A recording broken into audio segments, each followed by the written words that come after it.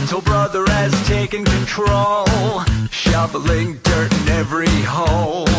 Predators to condemn your soul, watching you and watching me.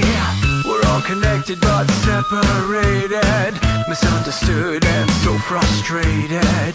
A million armies of one have invaded, watching you and watching me.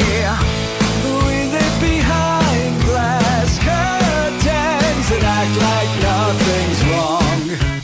Soon you will belong. I know you're out there somewhere. We've watched you for so long.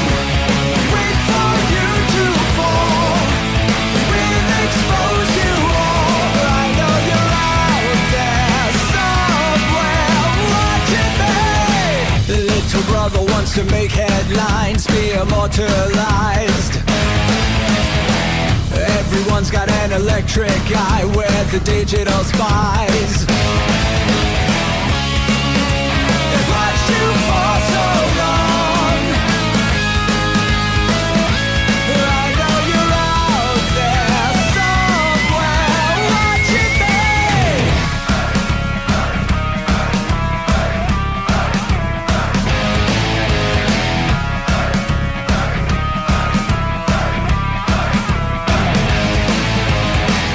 We the people have taken over. We the people are little brother, standing by to dethrone each other, watching you and watching me. Paranoid, the lens is our weapon, desensitized in our lust for attention, democratized by our voyeur obsessions, watching you and watching me. Slaves to perfection, don't let them project you as you are. Feel your every flaw. I know you're out there somewhere. We've watched you for so long. Wait for you to fall. We'll expose you all. I know you're out there somewhere watching me. Little brother wants to make headlines, be immortalized. Everyone's got an electric eye with the digital spies. They've watched you for so long. I know you're out there somewhere watching me.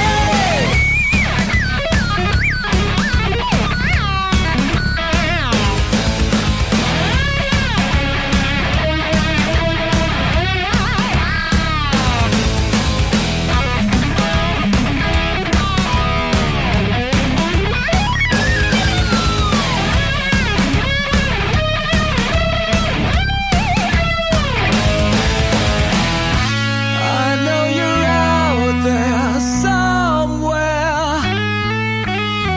This is the new totalitarian state. 1,000 eyes are waiting for you to break. Stay in line, don't make a mistake. We're watching. We've watched you for so long. We wait for you to fall. We will expose you all. I know you're out there somewhere watching me.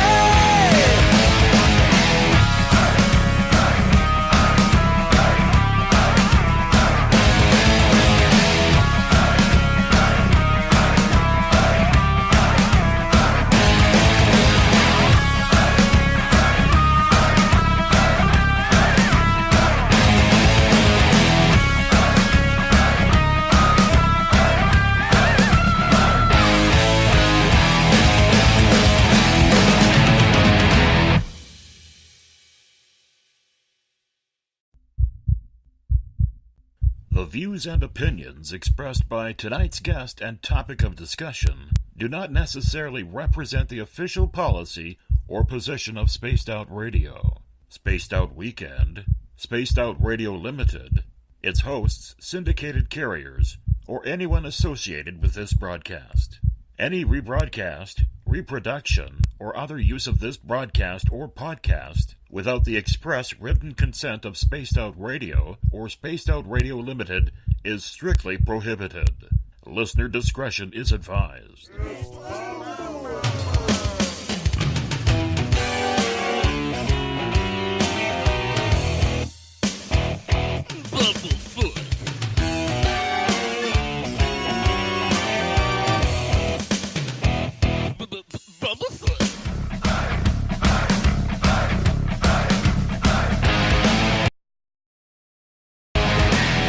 Are you experienced?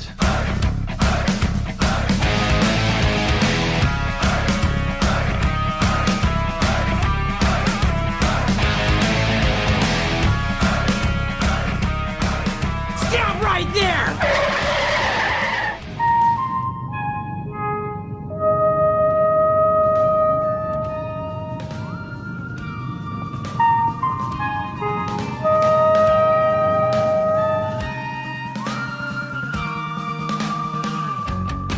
From high atop the mountains of British Columbia to you, listening around the world, this is Spaced Out Radio with host Dave Scott.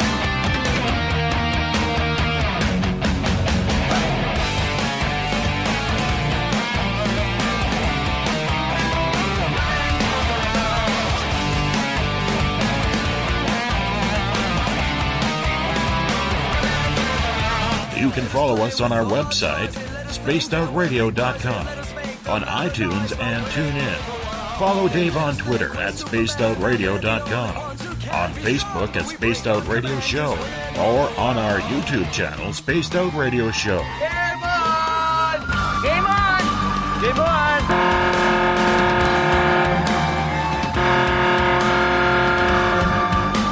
Dave, oh Dave, are you playing with Bigfoot and aliens again?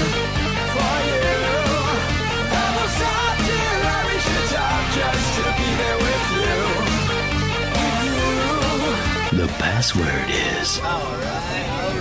Alright. Okay, seriously, what's with the pointies? Buckle up, space travelers.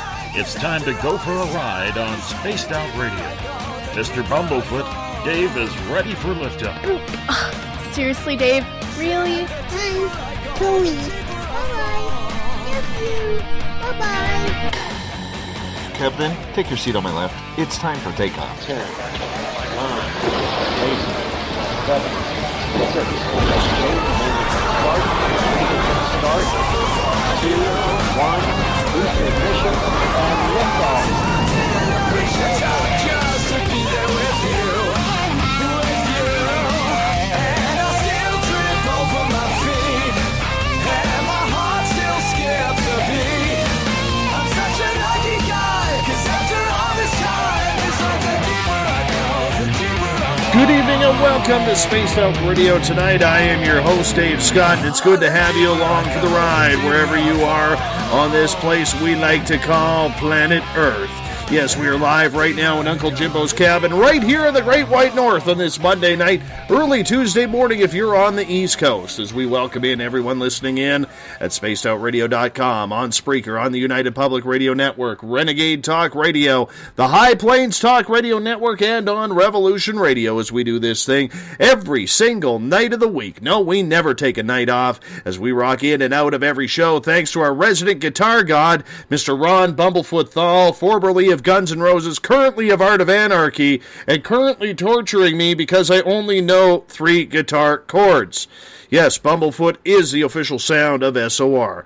Hey, if you're on Twitter, you can follow me at Spaced Out Radio. Give our Facebook page a like, Spaced Out Radio Show. On Instagram, you can follow me at Dave Scott SOR. Subscribe to our YouTube channel, Spaced Out Radio Show. Tune us in on TuneIn. Download this show and others on iTunes. And, of course, our website is spacedoutradio.com. Hey, if you want to take part in this show, because we don't normally take phone calls, you have to sign into one of the chat rooms, either on Revolution Radio, on Spreaker, on the UPRN chat room, or on Facebook at the SOR Space Travelers Club. Or if you're on Twitter, do me a favor, use the hashtag Spaced Out Radio, and we will get to your questions in there as well. If you haven't signed up for the SOR Space Travelers Club yet, it is only $5 a month. It's on our website. All you got to do is put your name in. You get your name put into monthly prize draws. We get a special posting section for you, and so much more. Hey, we're going to give you a hell of a lot more than just access to our archives while on our website. Check out my latest blog, and of course Eric Markham's SOR Spacewire for your latest weird news. And if you've had a sighting you can't explain, fill out an SOR Sightlines report. Researcher Mike Schmidt is ready to take your call. Hey, we want to welcome in everyone listening in on our regular affiliates, Renegade Talk Radio, live out of Las Vegas. Yes, we are live right now in Sin City. We're sounding good, too. And if you're listening in on the United Public Radio Network, we want to thank everyone for tuning us in live on 107.7 FM in New Orleans and over 160 countries around the world. Good to have you with us. And if you're a listener on Revolution Radio, remember the Double R Machine is a donation station financed by you, the valued listener. Head on over to freedomslips.com and donate today. The final Monday of the month and the final Monday of January means it's time for the first appearance of the year for our resident crypto hunter, Mr. Butch Witkowski from UFO Cop in Pennsylvania. Butch is a no-nonsense type of investigator. What many people take as being cocky, he takes it much like a Sergeant Joe Friday. And it's just the facts, ma'am. Tonight, for the first part of the show, we're going to talk and go somewhere with Butch that we haven't gone before. That is the competition that seems to hover around the paranormal industry. And whether you like it or not, cryptids are a big part of the paranormal umbrella. From insults to threats to sabotage of evidence, there are plenty of groups and individuals out there that are really creating a ruckus in the field. And truly, it's quite disheartening. I mean, why the competition? We have some brilliant people working and seeking answers to the unknown. Imagine if these researchers actually got their noses out of the clouds and actually tried to work together, since they have a common goal and a common search to find out what's going on. I mean, how much further ahead in this field would we be? Would we already be at a place where mainstream science takes ghosts, Bigfoot, and aliens seriously? Could be. Or we could be no further ahead than we are right now. But this is what we do know. There's more than enough ego and attitude out there to keep this field down for decades to come. And really, it's too bad, because there's really good work being done out there. We welcome in Butch Witkowski from UFOcop.com. Nice to talk to you in 2017, my friend. Good to talk to you again. How you doing? I'm doing good. I'm finally almost at the tail end of this cold. I'm feeling about 98% right now. So hopefully we can, knock on wood, keep this going here, because the last couple of weeks the throat was a little raw. I'm not going to lie. It was a little raw. Vodka is good for that. Well, we like we like Fireball in these parts. Yeah, Fireballs. Yeah. Yeah, we like our Fireball. And, that's just the way we like to do things. But how you been? How was your holidays? Good holidays, a lot of fun, got to talk to a lot of people, a few that I haven't seen for many years, Right. Made a few connections with people that I haven't talked to really in person, but finally got to meet them. Overall, good. 2016 was a good year. Looking forward to 2017, which has a good start. Yeah, and you know what? We're going to get into that later on in the show, because I totally have been hearing from a lot of researchers out there that all of a sudden, this early in 2017, we are hearing of a lot of UFO reports especially. And last year, considering it was so spotty and so all over the place with research and these really good and hard to find people who were coming out of the woodwork, they just weren't having the experiences. But this year, all of a sudden, it seems experiences are up. Yeah, and it started right at the beginning of the year, right? January, it started picking up for us real January 23rd. And it's nonstop. Why? I haven't got a clue, but we'll take them as they come. I fully agree with you. And, for the first little bit here, and normally we don't go down this road with you because you're so heavily into the cryptids, but I want to fill our audience in here, because one of the things that we do on this show is we put our archives on our YouTube channel, Spaced Out Radio Show. And I read the comments of all of our listeners. The good, the bad, the ugly, the uninformed, the overinformed, the paranoid to the skeptic, so on and so forth. I read it all. And when it comes to you, the one thing that I noticed is what a polarizing figure you tend to be in the cryptid world. So I started thinking about this, Butch. And I started thinking, is it the fact that we have literally, someone here who's known as a hothead? Or is it someone that we have here who's just absolutely so upfront, and let's just get down to the brass tacks, that people take that wrong? So I started thinking about our show topic for the month, and it got me thinking, why is there so much anger in the cryptid world? Why is there so much competition? Why do people feel the need to be absolutely rude at times? Maybe destructive at times? So I want to get into that with you, my friend, as someone who has seen the good and seen the bad. 2 words: fortune and glory. I've watched it over the years destroy, and I mean destroy, groups, individuals, researchers, down-to-earth investigators, for no apparent reason other than fortune and glory, or the paranormal community. It's almost in a contradiction of terms when it comes to community by definition, because you have the allure of the bright lights of television and conferences and putting books out and all that stuff, and it just amounts to a lot of pipe dreams with fame, fantasy, adventure, and fortune. And that gets put before real research, honest research, provable research. I don't know how many cases that I've talked to folks about over the years and said, well, so what do you got? Well, I just told you what I got. Well, no, I mean, what do you have? I mean, there was a report, you have a location, did you get any evidence, did you talk to anybody? No, I just told you what I have, so that's what I got. Well, okay, there you are. So where individual is claiming that they got this really ripe, delicious, unbelievable case, and when it comes down to the bottom line, they got zilch, zero, nada.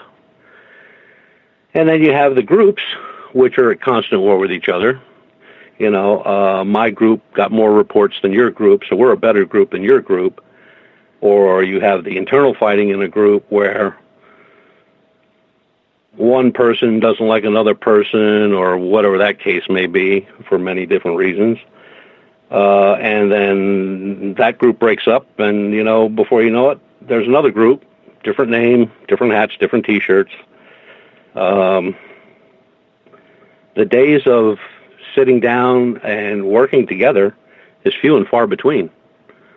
I mean, I am extremely fortunate that there are 6 or 7 or almost 8 groups, 8 groups now, that I can work with and share information with, and don't have to worry about that petty stuff, or the backstabbing, or the lying, or the cheating, or the stealing, or the threatening, or all that stuff. And I know a lot of good researchers that over the years just said, enough is enough, and they just packed it in. They just quit. And that's sad for the community because, like you said, divided, we're not going anywhere.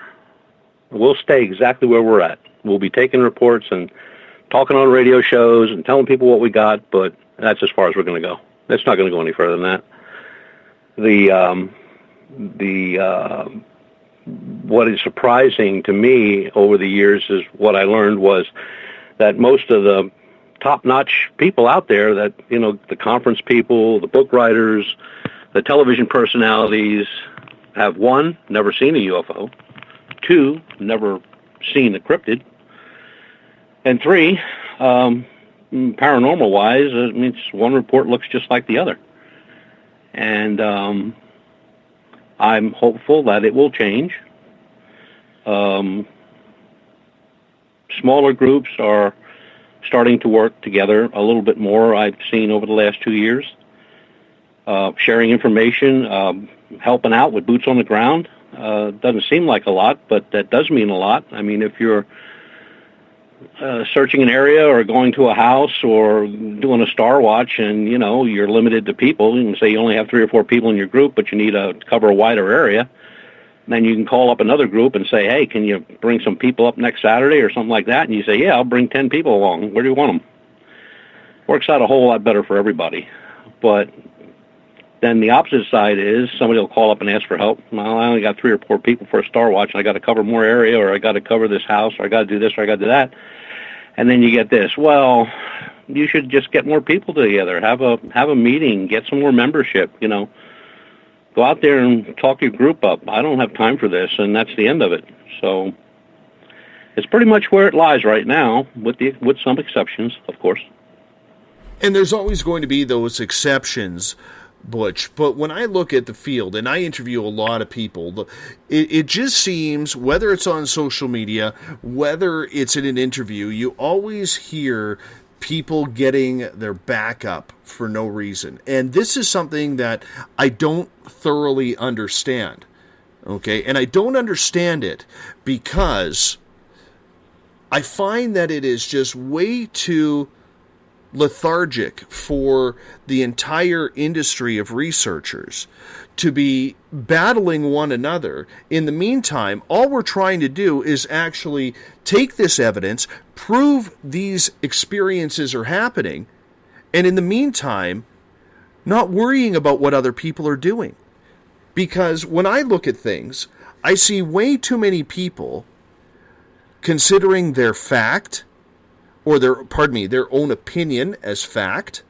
I see way too many people eliminating stories, whether it's First Nations, whether it's people's experiences, because it doesn't jive with what they believe. So obviously somebody's got to be making something up. And they all try to hide behind the word science. And I think that's something that absolutely loses a lot of faith in people in coming forward. Whether they've seen Dogman, Bigfoot, werewolves, aliens, why should I come forward if the people in this entire industry are going to shoot me down when they're the ones I'm supposed to turn to? Well, first of all, you know, this whole genre is all pseudoscience. So we've got to prove to the scientific community that we're for real, that the researchers that are out there, investigators that are out there, that are doing their job, they're getting their boots muddy, that are doing their research, that are spending time in the library, spending time, researching and reading books, going back in time, old newspapers, internet, all that stuff. I mean, there are but a handful of people that do that. You know, I've seen some reports where I'm reading the report and I'm going like, oh, wait a minute, I read this report before, but it wasn't here.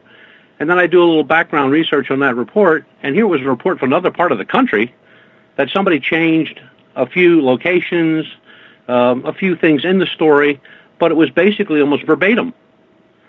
So, you know, people should not get involved, people that are interested should not get involved with the armchair internet investigator, because all they're doing is copy and pasting information, or, you know, putting it into a book, or speaking at a conference. It amazes me till this day how many conferences have people that are going up there and talking about Roswell. I mean, that makes me crazy. Roswell has been gone over for, 50-some years now, over and over and over, and the story changes just a little bit, enough to pique your interest, but it's not telling you anything. I want to listen to the guy that was out last weekend in the rain or the snow following a set of tracks that pretty much went nowhere or went into a cave or up a tree or wherever. That's the guy I want to listen to. And they're very few and far between. We have this group, I would say, of people out there that really, really try. And they're all over the country. They're not big groups.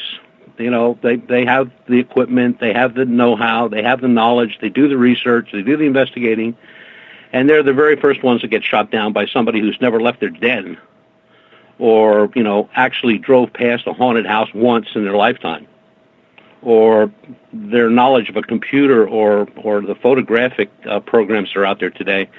Their only knowledge they have of that is they walked by a computer one time. So hopefully the people that are out there really doing their thing, don't let anybody, no matter what they say about you, what they think, what they do, if they're a skeptic and they say, hey, that was no UFO, just look at them and say, like, okay, what was it? Tell me what it was. What do you think it was? Or was that a cryptid footprint? No, it wasn't. Well, what do you think it was? Skeptics are pretty easy to quiet. I mean, all you got to do is throw it back in their lap and they just look at you with, you know, those deer in the headlight look and go like, what? But there are a lot of still good researchers out there that are coming up. They're coming fast. They know this game. They've seen it before. Some of them have been involved in it, unfortunately. And all I got to do is tell them this. I don't care what anybody says. Do your thing. Go out there and do what you want to do. Do how you know how to do it best. Come up with your answer, and that's yours. Nobody can take that from you. They weren't there. They didn't cast the print. They didn't take the photograph. They didn't run the video. They didn't do anything. So basically, they have no say. You got what you went after. It's yours. Run with it.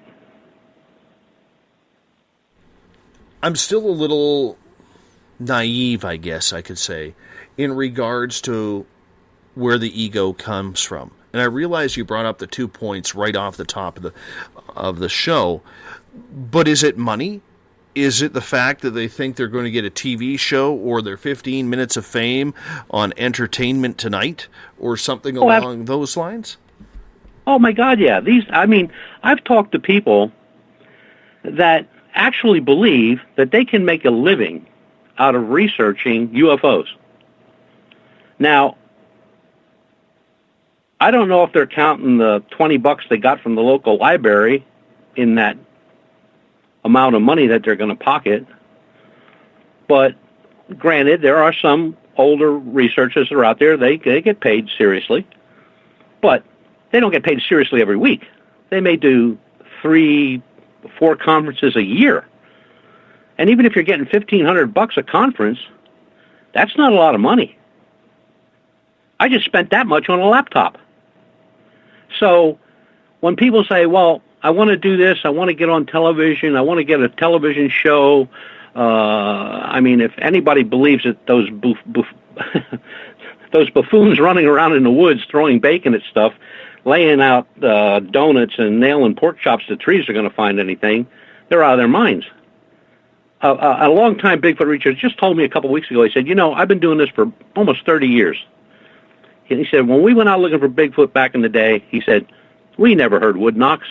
We never knocked on trees. Why do they do that now, and what are they hearing? He said, I don't understand. And I said, I don't understand either. There's a lot of stuff that's done even today that just makes you shake your head. But the fortune and glory is,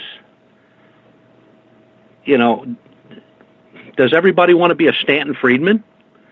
Does everybody want to be a Richard Dolan? Does everybody? These are guys who've been doing it a long time, and they do a lot of conferences. They write a lot of books. They're knowledgeable in what they do.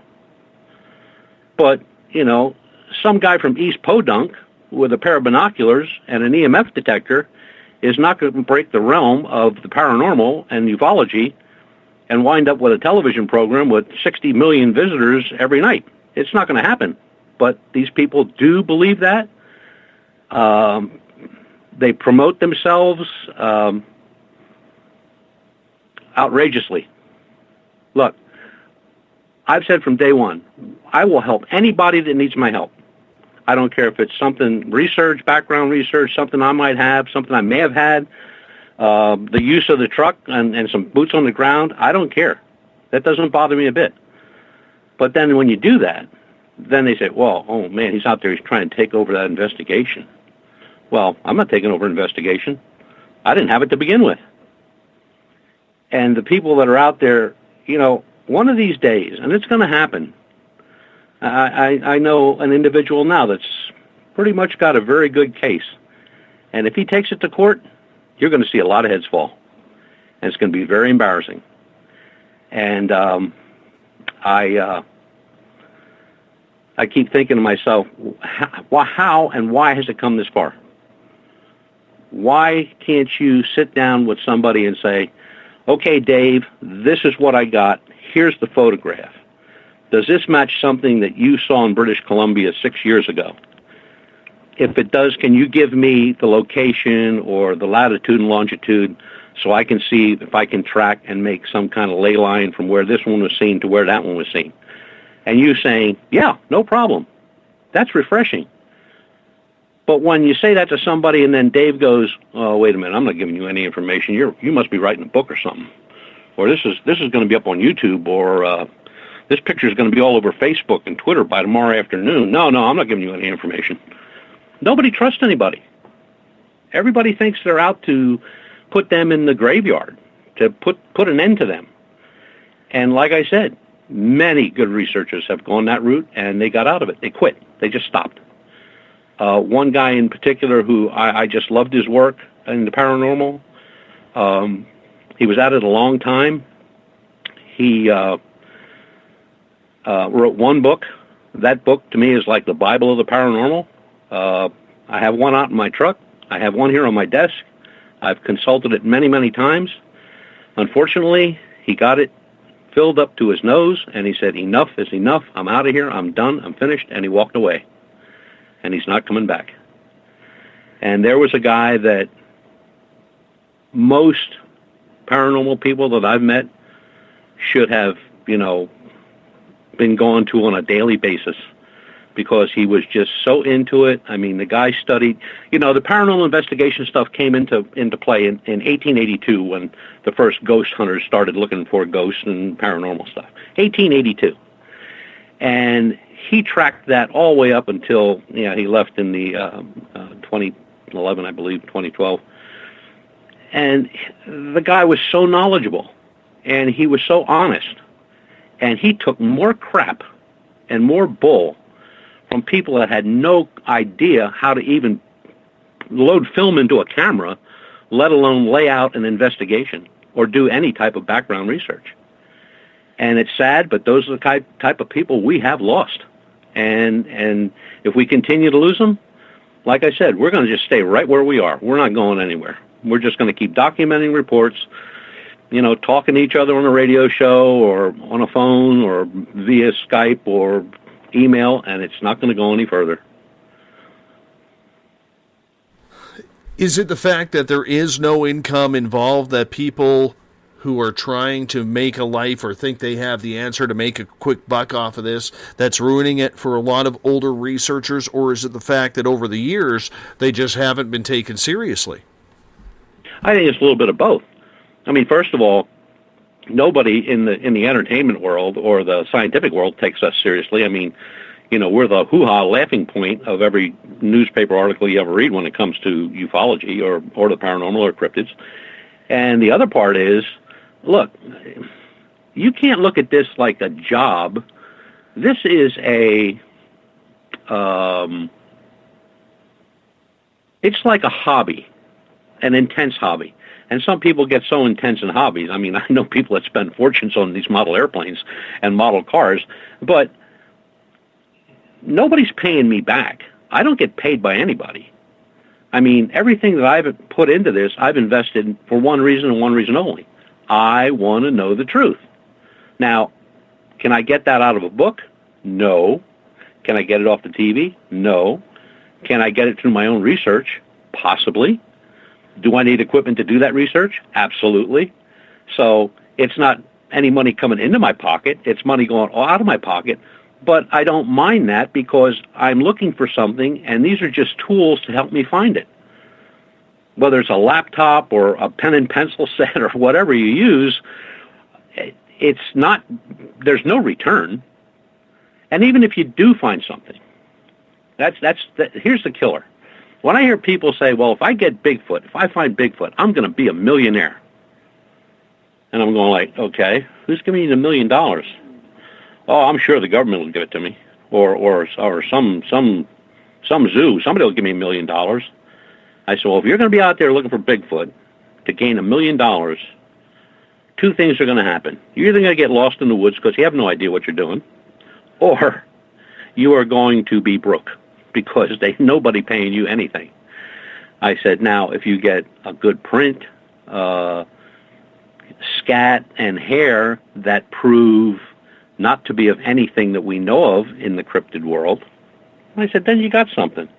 Is somebody going to pay you for it? I doubt it, because you're going to have to pay them to look at it. You know, if you want a DNA study, they're not going to do it for free. So just get used to the fact that the money's coming out of your pocket, and the chances of getting any money put back in your pocket is slim to none. And that's just the way it is.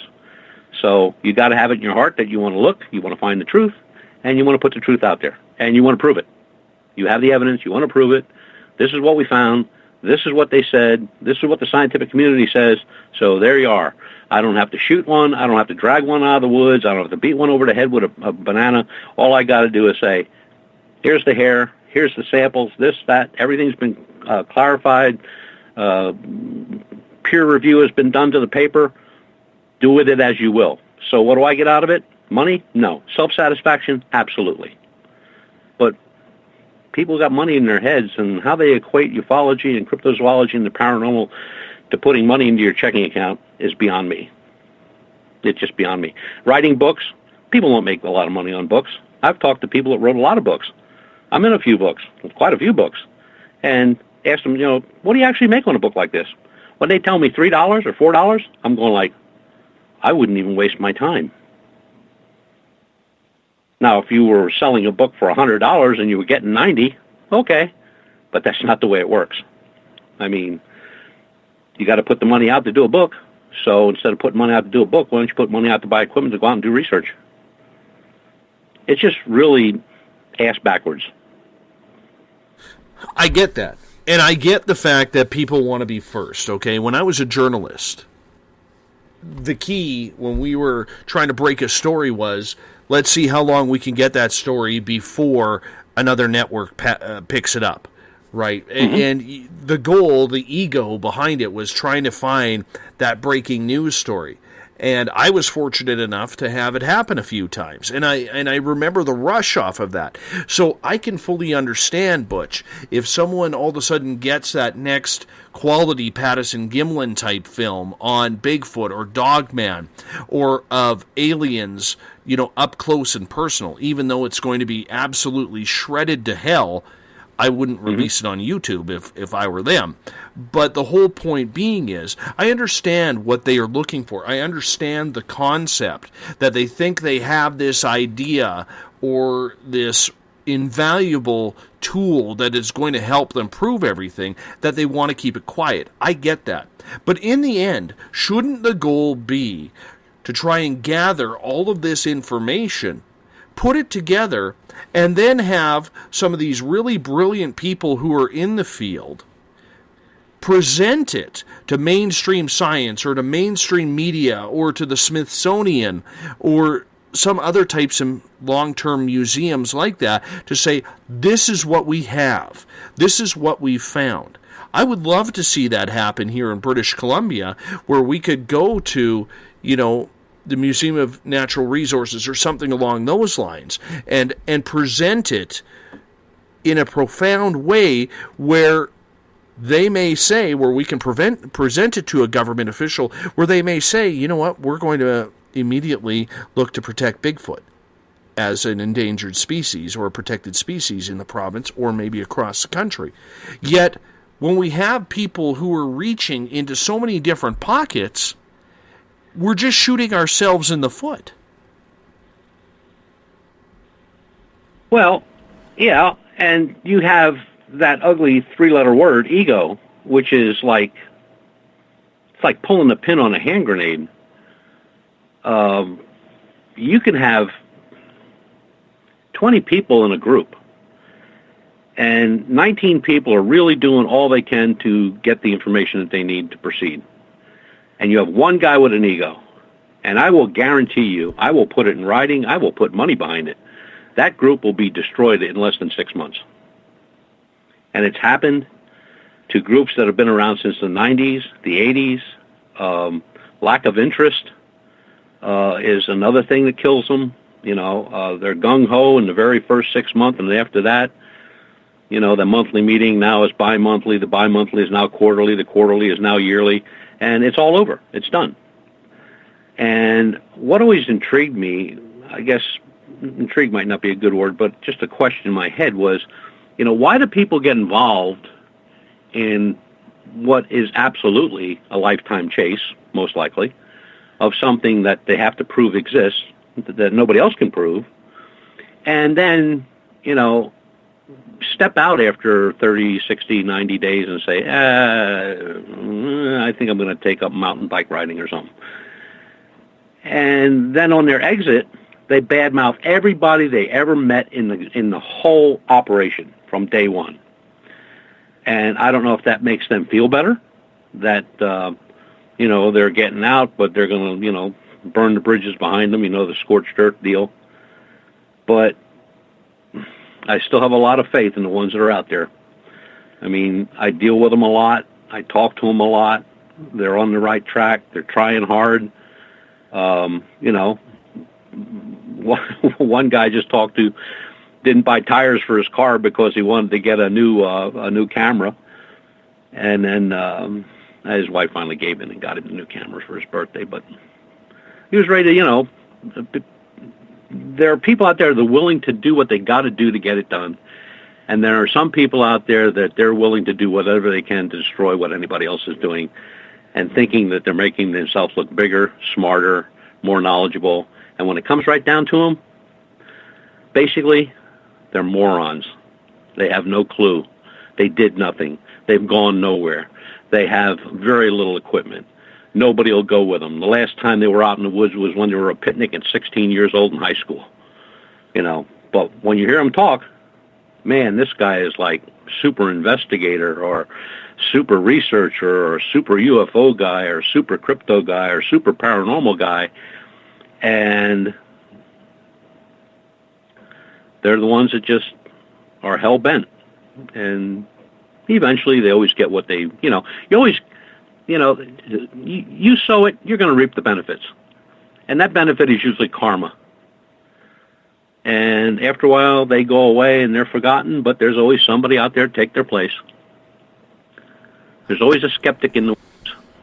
I got a couple questions from Everett for you in the SOR Space Travelers Club on Facebook.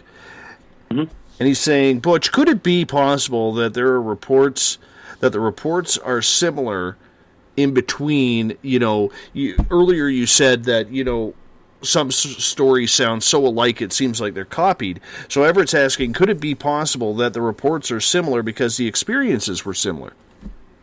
Oh yeah, but when you see that same report, and let's just take the weather for instance. It was dark, it was cloudy, it was stormy, and then the location because it's in the report, and then you go check the weather for that report, and you find out it was clear and sunny, and visibility was perfect, and it was a nice day. It was in the 80s, but that report says the opposite. And then you'll find the location where it'll say, well, it was a 2-lane street, and the object was seen going south. And in this report, it says, well, it was a 2-lane street, but it was seen going north. When you start picking up those little things all the way through the port, I guarantee you that was copied. Right. And I can see where you would say that. There's just too much there. Everett's second question, what then should a person do during a sighting? Sometimes all you can do is take a few pics and tell your experience. Sometimes you don't even get the pictures in. The best thing, look, not everybody can get a good picture. That's for sure. We've seen that over many years. But if you're going to be out, now, is this somebody that's going to be out looking, or is this somebody who just sees one per chance? If it's per chance, let's say it's by perchance, yeah. Yeah, if it's per chance, okay, so you were fast enough to get the camera on it and you got a shot, and now it's out of sight, but you're not done. Now you should be thinking, what time was it? What direction of travel? What's the nearest point of reference that I can use? Where am I at? All those little things mean a lot. And most people just take the picture and say, well, I was in my backyard and I got this shot and I don't know what the hell it is, and that's it. That's the end of the story. Okay, well, where was your house? What was the weather like? Do you have an air base or military bases by you? How high up was it? I mean, there's so many questions to ask that they could answer if they just stopped a minute. And when somebody sees something in the sky they don't know what it is, they're excited. I still get excited when I see something in the sky that I don't know what it is. But, sort of put the report together in your head while you're standing there, instead of just getting in the car and, driving over to Sally's house and telling Sally what you just saw. Do those other things first, and then if you get the chance and you're not going to Sally's and you're going home, write it down on a piece of paper, and then make the report, if you're going to make the report, to a credible reporting agency. And if they don't know who a credible reporting agency is, then everybody in their town, I don't care where they live, here or in Canada or anyplace else, there's usually somebody or a group that does UFOs or paranormal or something, and hunt around for the group that's been there the longest. Don't go to the one that just started the day before yesterday. I mean, they don't even have their new hats and T-shirts yet. So you want to go to the other group that's been around for a while and ask them if they'd take a look at the report for you. Period. And you'll probably get a lot further than just, letting it go by the wayside. And I take every report I can. I don't care how little it is or how big it is. I'll take it. I put it in a database, and suppose that same individual sees that same thing in the same spot 6 months later. Now you got something to go back on. Now you want to know what the weather was, and you start to put together, what happened? Could it happen again? What was it? Was that air base flying that night, which we can find out easily? Was there any radar captured on it? We can get that from the airports. That's public knowledge. There's a lot of information you can gather just from one simple sighting. But unfortunately, most people just take the picture and, show it to their buddies and forget about it, and that's the end of it. Is it that bad out there, though, Butch? Or is it something that, it's just a few causing a train wreck for everybody? It's a few causing a train wreck for everybody, but what I've seen just in the last year is that people got smart. They started looking at instead of just listening to the individuals and going off on a tangent on a Bigfoot guy that's on television or a television program on UFOs or a paranormal thing that's on the radio or Bigfoot on a blog station or anything like that or YouTube. They're starting to look at the person that's doing the bad mouthing and looking at them hard and writing them off. And in some cases disassociating themselves with those individuals. And then you got the guy that was disassociated with going like, well, what did I say? Okay. But it's, they're catching up. The people are catching up. The like I said, the younger people out there, they're not so easy to fool. They look a little bit further. One guy I believe he's in Mississippi. I think Mississippi. No, not Mississippi. He's in Louisiana, independent researcher. And all of a sudden, he was contacted by some guy in Georgia, I believe, who wanted to share information back and forth. And he said, well, yeah, no problem. And they met. And this guy started trying to talk him into doing a TV show on a local station in Georgia. And they started dropping names, and they came to the conclusion that this guy's been trying to get somebody to go on television with him for like 10 years. And really never investigated anything, but, showed up with the UFO picture of an alien on his jacket and on his hat, and little pins of aliens and Bigfoot pins on his hat and all this stuff. And he said he had to chuckle. And I said, so where'd that go? He said, I don't know. He said, I paid the bill, left the tip, got my car, and drove home. So you got people that's all they want. They're not out there to investigate anything. They just want to be famous. If they want to be famous, let them bake cookies and get like Famous Amos and make some good cookies. I'll buy them. I'm more into the Girl Guide cookies. Yeah, they're not good gonna too. lie. Yeah, I'm so excited that season's coming around here pretty damn quick. Oh yeah, I can't wait for them to ring the doorbell. I know. Up here, they actually walk into your work, and they steal all the money, these cute little girls, trying to... Oh, I open the door and I just say, just take my money, just take my money. just give me the boxes, take my money. Absolutely. And you can't blame them. You can't blame them whatsoever, because you have to do it. You know you're running to an ATM, grab $100 and you're going to buy $100 worth of cookies. That's just the way it goes. Yeah, of course my wife will flip out, but well, I've done dumber things. Yeah, but me too. Ultimately, there's good and bad in everything in these genres.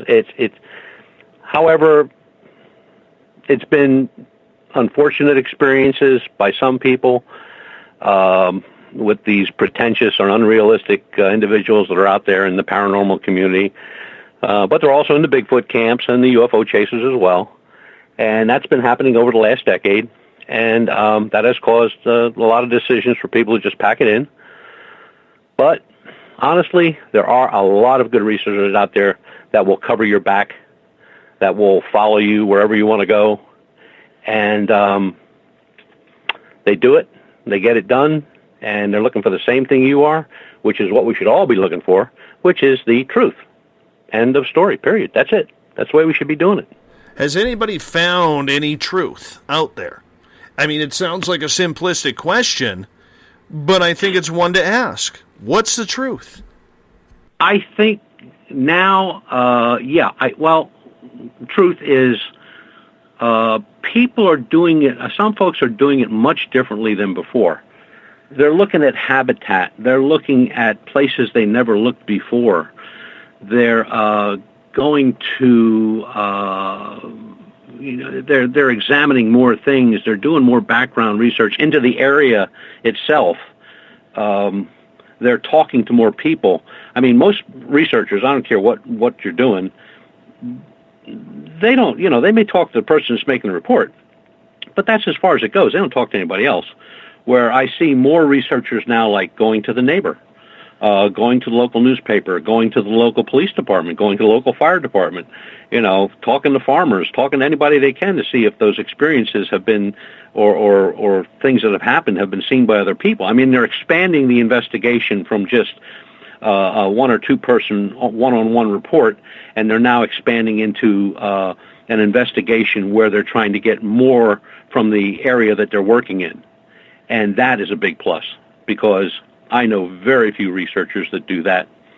And we've always tried to do it. If there's people close by, we'll stop, introduce ourselves, tell them what we're looking for. Sometimes you get laughed at, and then sometimes somebody will sit there and go like, well, let me tell you, And sometimes it's, nonsense, and then other times it's just another lead.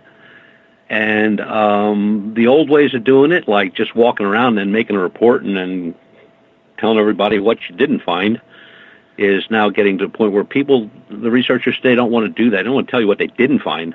What they want to tell you is what they did find, or what the report found, or they have multiple witness sightings, which is a big one. And but when somebody tells me they got Bigfoot running around their backyard for the last 2.5 years, and they're the only ones that see it, I'm pretty much writing that one off. It will change. I know it will change. I see it. The little changes happening now. The researchers that are out there that kind of stay together, hang together, and they kind of protect each other, and that's a good thing too. Because if somebody's out there doing the nasty thing on you, and you get an update on it, that's why they make lawyers. I get that, and I appreciate that. Earlier you mentioned that you felt the younger generation that is coming into this is coming in asking a heck of a lot more questions. What separates the younger generation of crypto experts or researchers coming in compared to what we've had over the last number of years? They're more savvy equipment-wise. They know more about digital cameras than most people will ever learn. They know how to work that internet, how to do research. They can read a map. They can use Google Earth like nobody ever has. There's just those little things that were sometimes done, most times not, that these folks picked up on, and they're using them to their benefit, and it's working. I mean, it's a whole lot easier when somebody calls me and says, can I help them out with a case? And here's the latitude and longitude. And I can go right to it. And they're talking to me, and I'm looking at what they're talking about. But the old school guys, they had the paper map, or they had no map at all. They had one of those handheld GPSs that don't work worth a snot. I got a couple of those I'd like to throw. But and they're smart enough to not only carry digital cameras, but they'll carry a film camera. Some are even Polaroid. Polaroids are great. You can't fake them. You can't really mess around too much with a 35 millimeter either. And I just saw the other day in the paper that Kodak, which stopped making film for 35 millimeters in 2012, is now coming back in 2017 full bore with Kodacolor. So hopefully, with the knowledge that these young guys are bringing in, the young guys and girls, and I see a lot more women getting involved, a lot more girls getting involved in this. I'm an old guy, so sometimes I'll stammer and stutter here at the keyboard going like, how in the hell do I want to get to that? And, one of those kids would be sitting there to go like, well, you push this, and there you are. So I just think it's the technology end of it. Look, all these things we deal with, on their side of the fence, they have stealth, correct? Yes. On our side, the only thing we have is technology. We don't have stealth. So the more technology is involved, the more chances of getting what you're looking for. I could have went and bought a couple game cameras and stuck them out there in the field and, watched all the deer go by. But instead I invested in stealth cameras that are pure surveillance cameras that take a photograph every half second, regardless if anything walks in front of it or not. Now, I got to look at a heck of a lot of film, but I don't have to sit there and look at deer and birds and owls and everything else. I'm seeing it in real time. Every 5 seconds, that thing's taking a shot. Well, and by deploying those types of cameras and having the sat communications with the truck and radio communication with the guys in the field, and I can put people out and I can cover, the radios will go 25 miles. If I want to put people out 25 miles away, I can do that and still keep in contact with them. And that's what people are doing. They're not sitting home. They're not looking at the computer. They get their target. They get their plan together. They get their equipment in the back of their station wagon or whatever they're running, and they go. And they don't go for 2 hours and then sit down and have a barbecue. They're out for a day, 2, 3, 4 days. And then they come back and they spend time, what did we find? What didn't we find? Where should we have looked? Where did we look? And they start working on maps. And they start working on ley lines. They start working on locations and what's in those locations. Okay, what's the history of these locations? Were these Indian burial grounds? Were there any homes in this area? Was there a military base here at one time? And that's all very pertinent information, no matter what you're looking for. And these young folks out there are doing it, which is good because I'm getting older. Got a question from Everett for you. He says, Butch, how do you think the experiences of older investigators can be applied or used by the new generation? Oh, listen, some of the best investigators that were ever out there, a majority of them are gone, understandably, but there's still so much stuff that they came up with over the years, how to set up camera traps, bait traps, how to make out zone areas, whether you got 50 acres you're looking at or 5,000 acres. They came up with so many things, tricks and tips and stuff like that over the years. And a lot of it's been lost, but a lot of it is still in use today. And I'm going to be 70 years old. So some of these people I did know, or I've read about, or I use their techniques. And we're going to be putting out a training guide sometime in 2017, early 2018, where we're going to put everything that we have learned, what to do and how to do, sort of like tips and tricks type thing, the type of equipment we used, where to get the equipment new, where to get the equipment used. And hey, I still buy a lot of used equipment. I mean, you know, if I can save $50, I'm going to save $50. But the old guys, they use their heads. And, you know, people say, well, why would you go to a library, or why would you go look at old newspaper clippings? Well, with these cryptids that we're investigating here in Pennsylvania, in an old newspaper, I found that identical creature in a newspaper article from 1865. I didn't know that. There's no way I would have known that if I wouldn't have looked. So looking, just keeping forward with your knowledge, and if you have a question, just ask somebody. I mean, just ask them. People ask questions all the time, whether equipment or an area that they're working in. Have I ever worked that area or anything like that? Or do I have a better description of this, that, and the other thing? Well, yes, sometimes I do, and sometimes I don't. But I'll help anybody out. I'll give them any information they want. I'm not hiding anything. I don't have anything to hide. You know, what I found is what I found. What I didn't find is what I didn't find. But the sharing of information is big. And unfortunately, it's not real big in the real world. I mean, you'll have certain groups that'll share everything. Like, you know, Dave, if you called me and said, hey, Butch, do you have anything like this in your database? I'll look, yeah, I do, or no, I don't. Then you could call somebody else and then say, hey, this is Dave. Do you have this in your database? Click. Bzzz. Well, and I think you have to be careful, too. For instance, when we found a couple of Bigfoot prints up here, you know, we were quick to get, Mike was quick to get a hold of you in order to say, hey, what's going on here? What do you think? You know, and described everything. And that's the way it should be. And we're going to get more into that, Butch, in hour number 2, because we're only about 40 seconds here from taking our first break of the night. And, you know, when we get into that, I think it's important to understand that, give you an example, the guys that we have researching here, myself included, we're so amateur, man, that, you know, we're going to be lucky if we find everything. Now, we've been lucky to find 2 prints, but we'll see where it goes from there. You're listening to Spaced Out Radio. I'm your host, Dave Scott. We'll talk to you on the other side in about 5.5 minutes. Would you like to become one of our space travelers?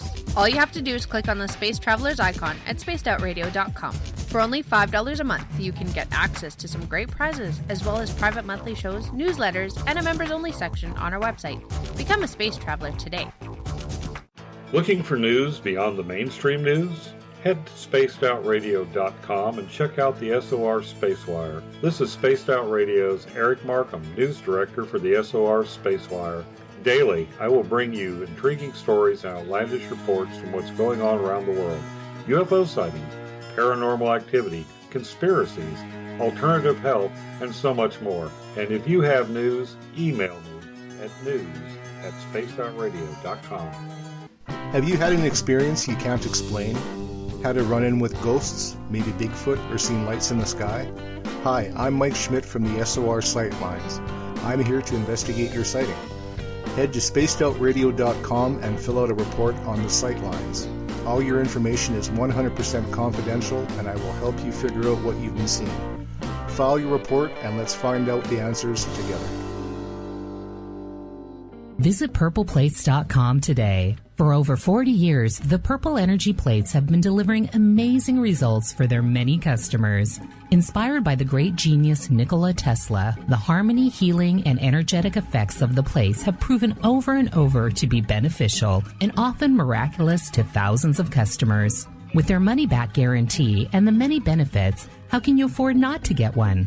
Check their site for daily specials and choose from their many energy products. You won't be sorry.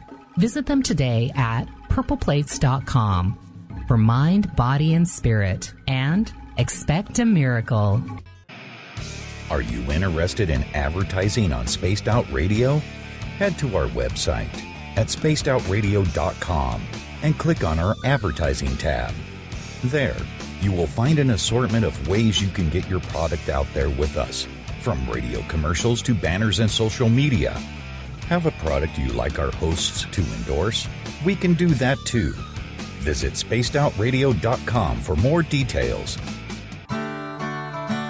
Have you got your Cosmic Passport?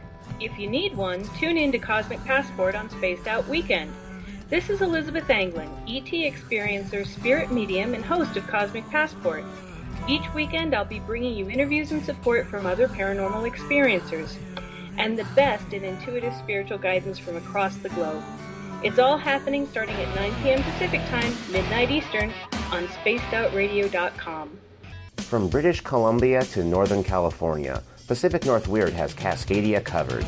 Check out our feature videos at spacedoutradio.com, where I, Vincent Zunza, and my super sleuth partner Alexandra Sullivan track down the weird and strange stories from around the Pacific Northwest, from Bigfoot to Mel's Hole and everything in between. This is what makes life exciting. So why report the normal when we can report the Pacific North Weird right here at spacedoutradio.com. Oh, there's only one way to rock. Loud and proud. In high definition. Radio 702 rocks. Las Vegas. Every Saturday and Sunday night, as Dave Scott wanders aimlessly in the wilderness, you can come hang out with me, James Tyson, in Spaced Out Weekend. Starting at 9 p.m. Pacific, midnight Eastern, I'll take you along as we talk with some of the best experts in their fields. SpacedOutRadio.com is the place to find us. So sit down, relax, put your feet up. Enjoy the topics like the paranormal, supernatural, intuitiveness, and so much more. Hope to see you there. Don't have time to listen to Spaced Out Radio Live? Wherever you are, the car, the office, the shower, or even if you're traveling, we're right here for you. Each Spaced Out Radio show can be found on iTunes, TuneIn, and on our YouTube channel, Spaced Out Radio Show. It's the perfect way for you to catch up on our shows. For more information, just head over to our website, spacedoutradio.com, and tune in to us today. The views and opinions expressed by tonight's guest and topic of discussion do not necessarily represent the official policy or position of Spaced Out Radio, Spaced Out Weekend, Spaced Out Radio Limited, its hosts, syndicated carriers, or anyone associated with this broadcast. Would you like to connect with us? Head to spacedoutradio.com for all your latest show info. And hit us up on Twitter using the hashtag Spaced Out Radio. Now, back to Dave Scott and SOR. Welcome back to hour number 2 in the Spaced Out Radio land here. Thank you so much for joining us. Tomorrow night on the show, we are going to be joined by Todd Neese. We are going to be talking Bigfoot all night long. Yes, we're going to talk about what is happening with the big hairy giant of North America. Look forward to that one, 9 p.m. Pacific, midnight Eastern time, right here at spacedoutradio.com. We want to thank everyone listening in on Revolution Radio. Remember, the Double R Machine is a donation station financed by you, the valued listener. Head on over to freedomslips.com and donate today. If you're listening in on the United Public Radio Network, live on 107.7 FM in New Orleans and over 160 countries around the world, it is good to have you with us. Thank you so much for tuning us in, and we want to say hello to everyone listening in on Renegade Talk Radio as we are live in Sin City. Renegade Talk Radio, the nightlife in Las Vegas. We are a part of it. Bill Cardwell has set the password for the SOR Space Travelers Club for tonight. Triskaidekaphobia is your password. Triskaidekaphobia is your password. Make sure you use it wisely or in a sentence. Space Travelers, we would totally appreciate that. Hey, if you want to follow us on social media, you can do so on Twitter at Spaced Out Radio. Use the hashtag Spaced Out Radio to get your questions and comments there as well. I am watching you live each and every night. You can give our Facebook page a like, Spaced Out Radio Show. Tune us in on TuneIn, download this show and others on iTunes, and of course our website is spacedoutradio.com, where we have a plethora of features for you, including joining the SOR Space Travelers Club for $5 a month. The final Monday of the month means it's time for Butch Witkowski from UFOcop.com. Butch is a longtime cryptid investigator. Butch, welcome back. I'm here, ready to go. Now, right before the break, we were talking about the younger generation of cryptid hunters that is coming up, comparatively getting a little bit more action done because of the technology advances. They're more used to computers and any type of electronic toy that is out there, comparatively to the older generation, which was still doing things the way the old sleuths used to in trying to find a mystery. And you think that's a good thing. But I'm wondering, when it comes to attitude with the younger generation that is searching out these cryptids, are they sticking to more on what they think is fact and their opinion, rather than actually going through and doing the research from not only experiencers but First Nations and what other people have seen that may not be the same as what they have researched? Yeah, they're very inquisitive. The older fellows would pretty much take anybody's word for anything. And the newer guys that I've met and gals over the last few years have been way more interested in putting it together, making it jive. The research meets the criteria meets the landmass meets the mapping meets this. The background research on prior sightings and all that stuff. They really get into it in depth, and I think they are on the right track by doing it that way and questioning everything. And they do question everything. One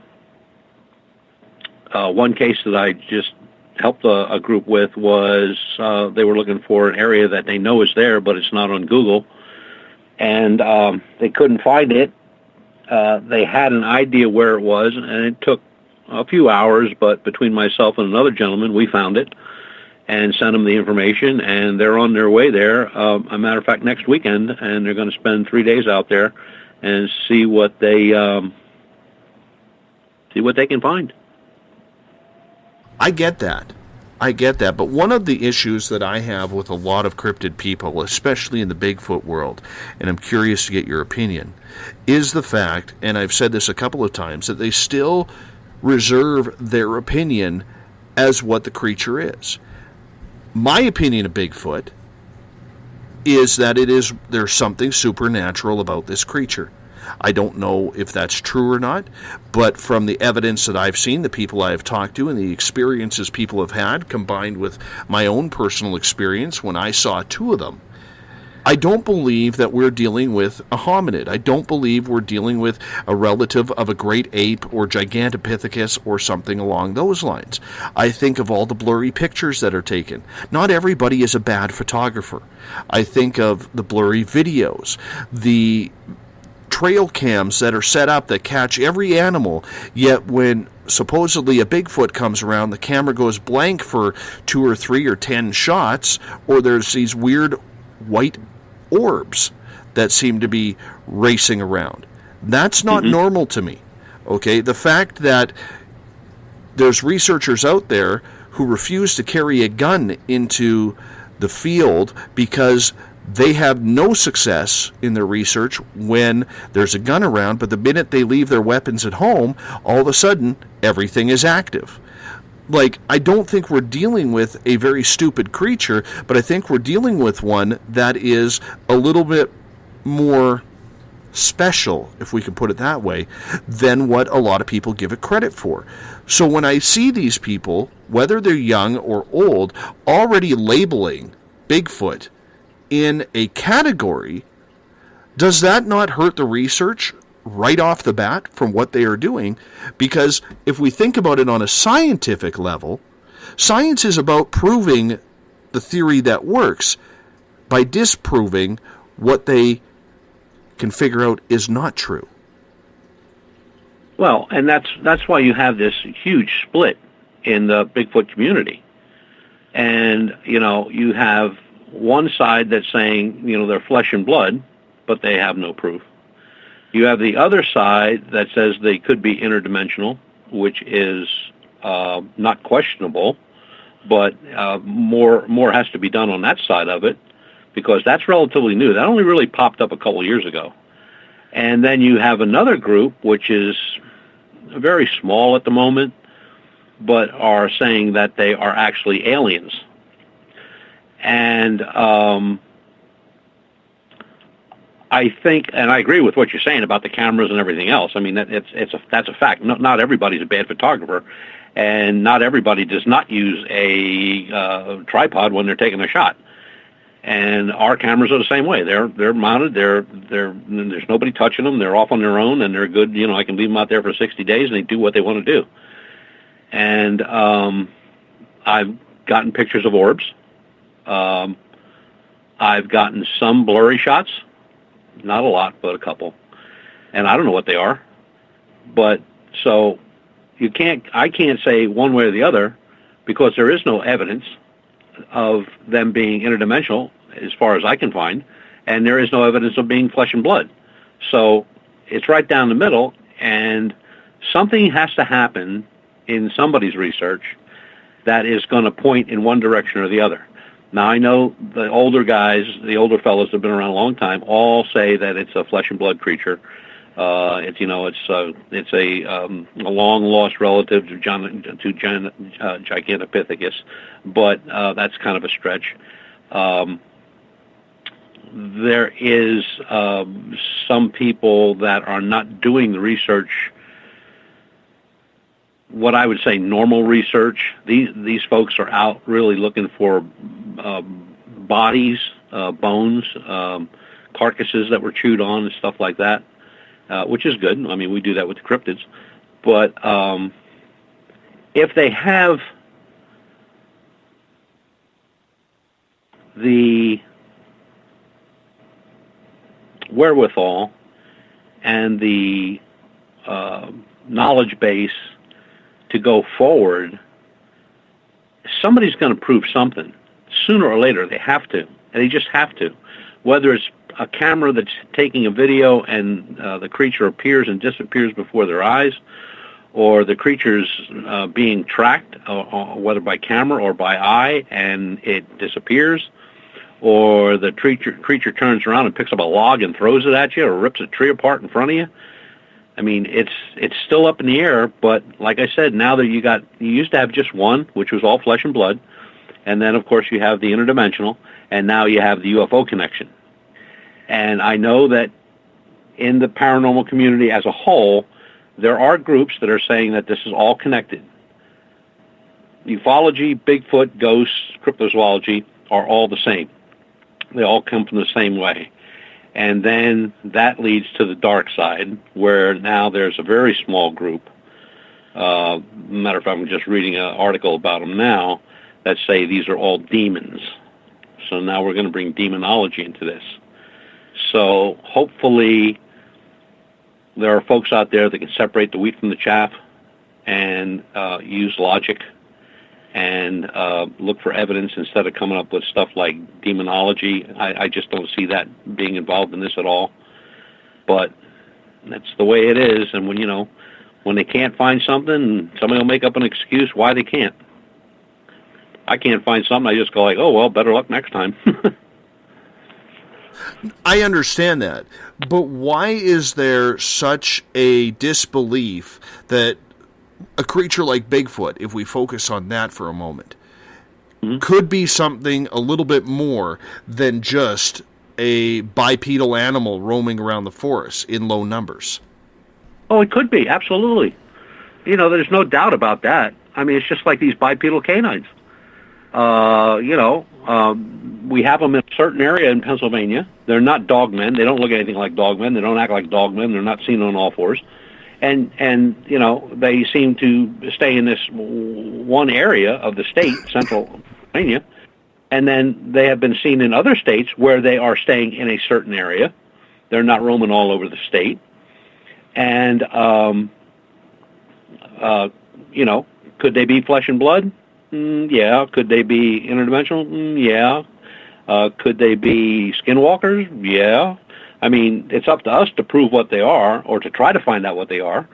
Whether we get to do that or not is, pretty much anyone's guess. But when I read stuff where people are saying that, you know, they're alien life, or they are demons conjured up by the devil, that's where I get a little skeptical. Don't blame you on there, you know, because in the end we're dealing with theory of what this creature could be. But there's a lot of researchers out there, coast to coast, and if we throw in the northern coast, another coast, you know, that are strongly adamant that anything that First Nations people say is just legend that isn't true, and they'll even say it isn't true without fact-checking. They will say that we are 100% dealing with an animal of some sort here, and I don't buy it. I just don't buy it. Either. I mean, look, the stories of the indigenous, from the indigenous, have been around for hundreds of years, and their descriptions of things that have been found, you know, over time by non-indigenous, a lot of times leads you to believe that, you know, just through the evidence or through the research, that, you know, they know something we don't. And, you know, before I sit down and read somebody's paper on why they think Bigfoot is a UFO co-pilot or a demon conjured up from hell, I'm going to believe pretty much what the indigenous put out there, because, you know, pretty much everything they've said, and till this day is still said, has proven to be correct. Not only in description, but habitat, areas where they roam. I mean, you get a lot of information from those folks, and I keep in touch with them over these cryptids, because I don't know if I'm dealing with a flesh and blood creature, an interdimensional creature, or I'm dealing with a skinwalker. So I'm just going to keep all my cards, you know, on the table and take it verbatim. What they're telling me is a fact. Mm-hmm. Couple questions from Eric in the Space Out Radio chat room on Spreaker for you. He is asking, Butch, since Bigfoot seems to be a little bit camera shy, what would you suggest to obtain evidence? The only thing that you're going to be able to obtain evidence with is a camera of some sort, whether it be a surveillance camera or video cam, and, you know, have that monitor the area you're researching, whether it be a trail or maybe an old abandoned building or an old cave or, you know, anything down that line. But then again, it's just like you said earlier, Dave, you know, these things have been known to tear cameras apart, or just walk by one and all you get is a blurry, fuzzy picture of something. So when we do our cameras, we put them high, point them low, spread them out so they're covering a large area. So if something would walk, say, between two of the four cameras, there's a pretty good chance that we're going to get something on the other cameras. Now, if all four cameras are destroyed up in a tree, I would be a little leery about putting them back there again. But there's something there. I mean, you know, you're not going to get, no deer is going to get that high, and they're very well covered. I mean, they're in a steel cage. Nobody's going to come along and just start beating on them with an axe or something. And I think that, and there's another little trick that we've been trying, especially when we get around these old abandoned homes and stuff, where there's a possibility, you know, we find deer carcasses close by, or we find remnants of deer carcasses in some reports, and getting wheat flour and a sifter, people know what a sifter is, and putting that inside at the entrance and around stairways and back doors and stuff like that, and trying not to walk through it to see if you can get some kind of print, which will give you photographic evidence. You won't be able to cast it, but at least you'll get the picture.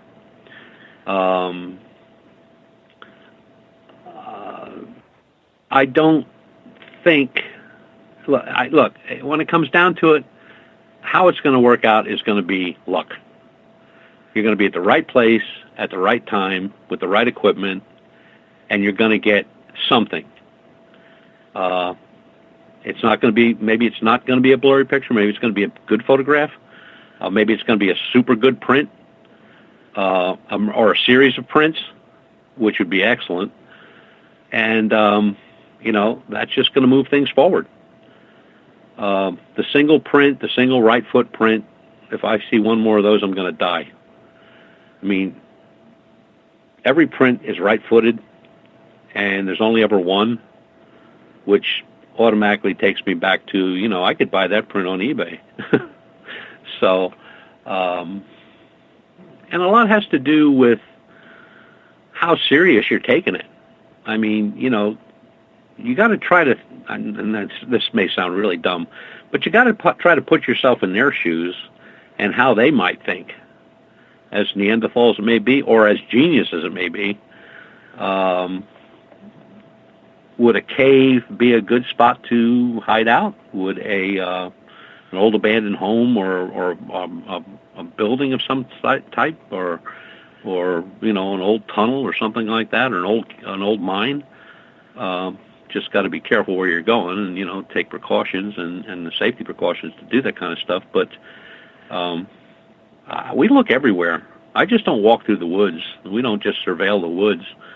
On our next trip up, which will probably be in that area in probably April, beginning of April, we're going to be looking at mines and a couple old buildings and some old buildings that are attached to old railroad stations up in the mountains that were relay stations, and see if we can't find anything in there. Another question from Eric here. He is asking about your cameras that you use. Do you use lenses with image stabilization? Yeah, the surveillance cameras and our video cams all have image stabilization, and 3 out of the 5 Nikons we use have image stabilization lenses. Question from Joyce in the SOR Space Traveler. She is asking, Butch, what percentage of footprint castings do you think are fake? Lots. There is a site, and it's not really a site. You could probably punch it up on Google. If you just punch into Google Bigfoot footprints, and if you scroll through a couple of those, there's one page that has every Bigfoot print that was ever taken, a photograph of it. And when you're looking at a print and it looks identical to the print taken by Patterson Gimlin, and it's taken in, upstate New York, there's a pretty good chance you're not dealing with Patty, which was, 50 years ago. We keep one in the truck just for reference. But every print that was ever taken that they consider to be a good print has identifying marks. And from the 3-toed prints to the cripple foot, I mean,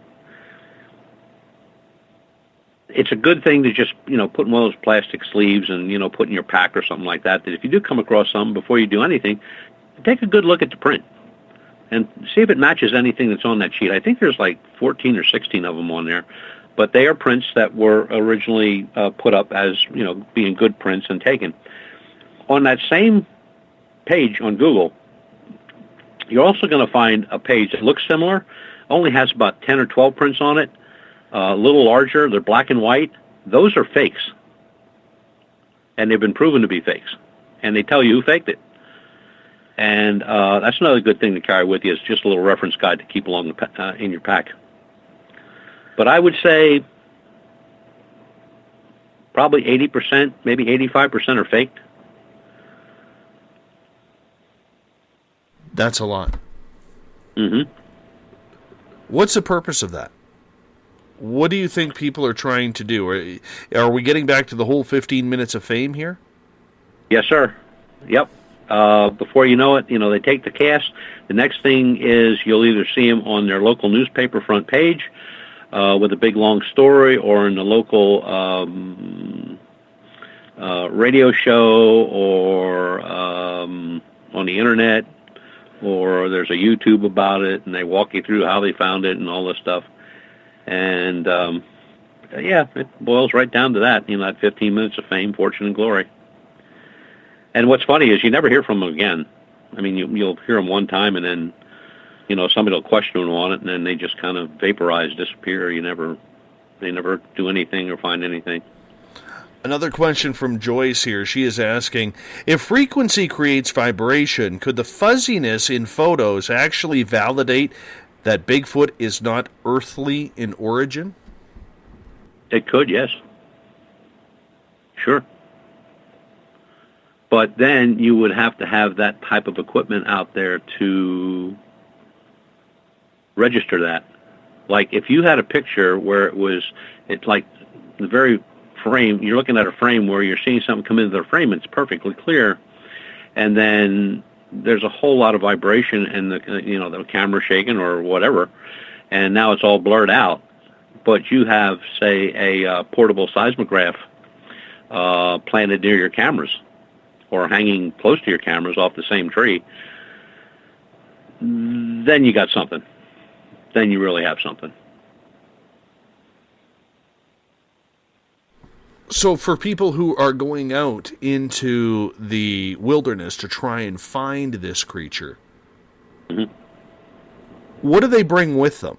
What would you not go into the field without if you were a complete amateur, or someone who just has an inkling that they think there might be something there and they want to go investigate it? Well, before you even go out the door, know where you're going. That's number one. Don't wear any cologne or underarm spray or fancy hairspray or anything like that, because you're going out there, you're going to be kind of naked as far as the chemicals are concerned. No smoking. A good digital camera. Doesn't have to be a real expensive camera, just a good digital camera. A single pole tripod. They call it tripod, but it's a single pole. One of those for steadying the camera. Binoculars, a compass, pad and paper, a watch so you can document things.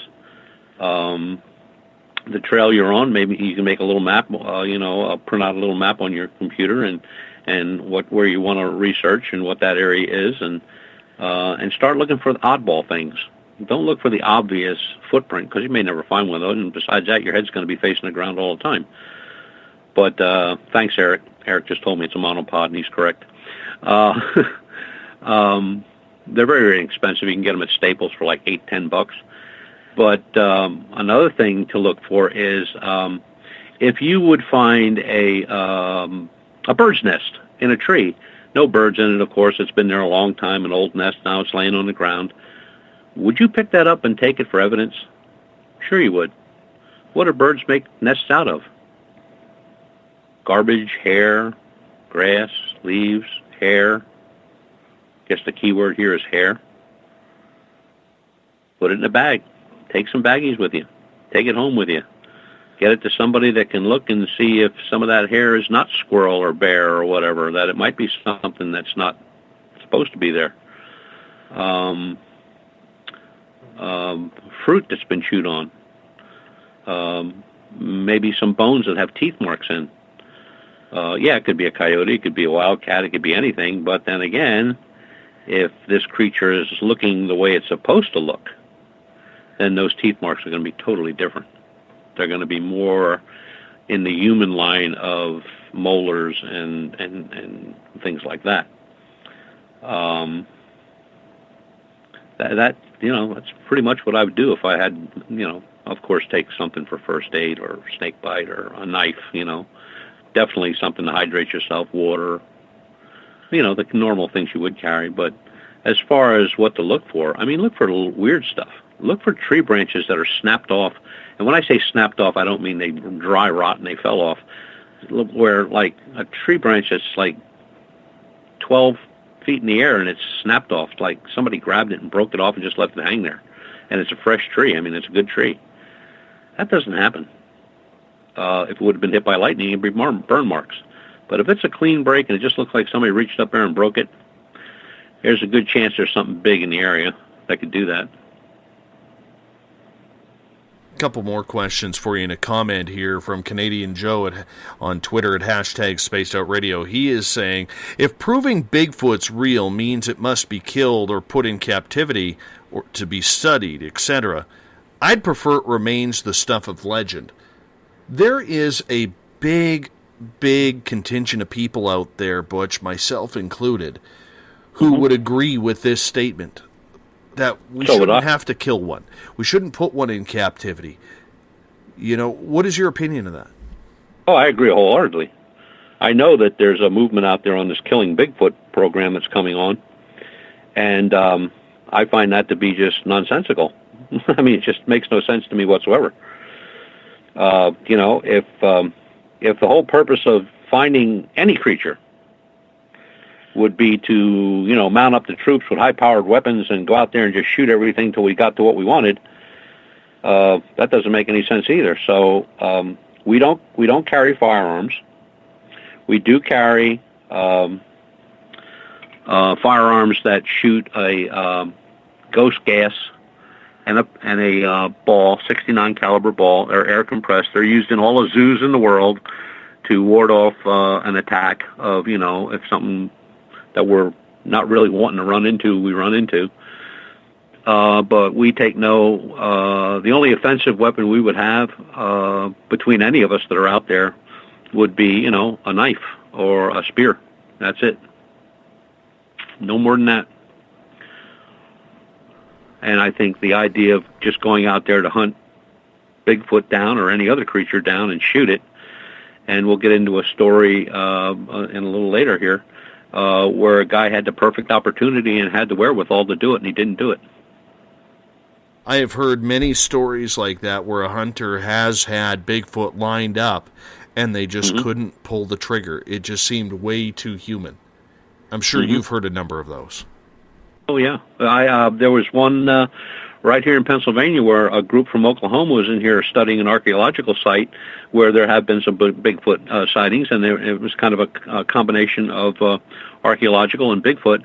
And a gentleman was down at he thought, walking down toward a stream, he thought it was a fisherman down the stream. When it stood up, he said he was looking at a Bigfoot-type creature, but it was totally human face.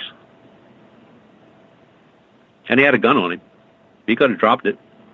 And he said, I couldn't do it. He said it looked too human. Question here from Joyce. She said, 2 cameras, one filming with the other camera in the field of view of the other. Do you think that would work? That's what we do.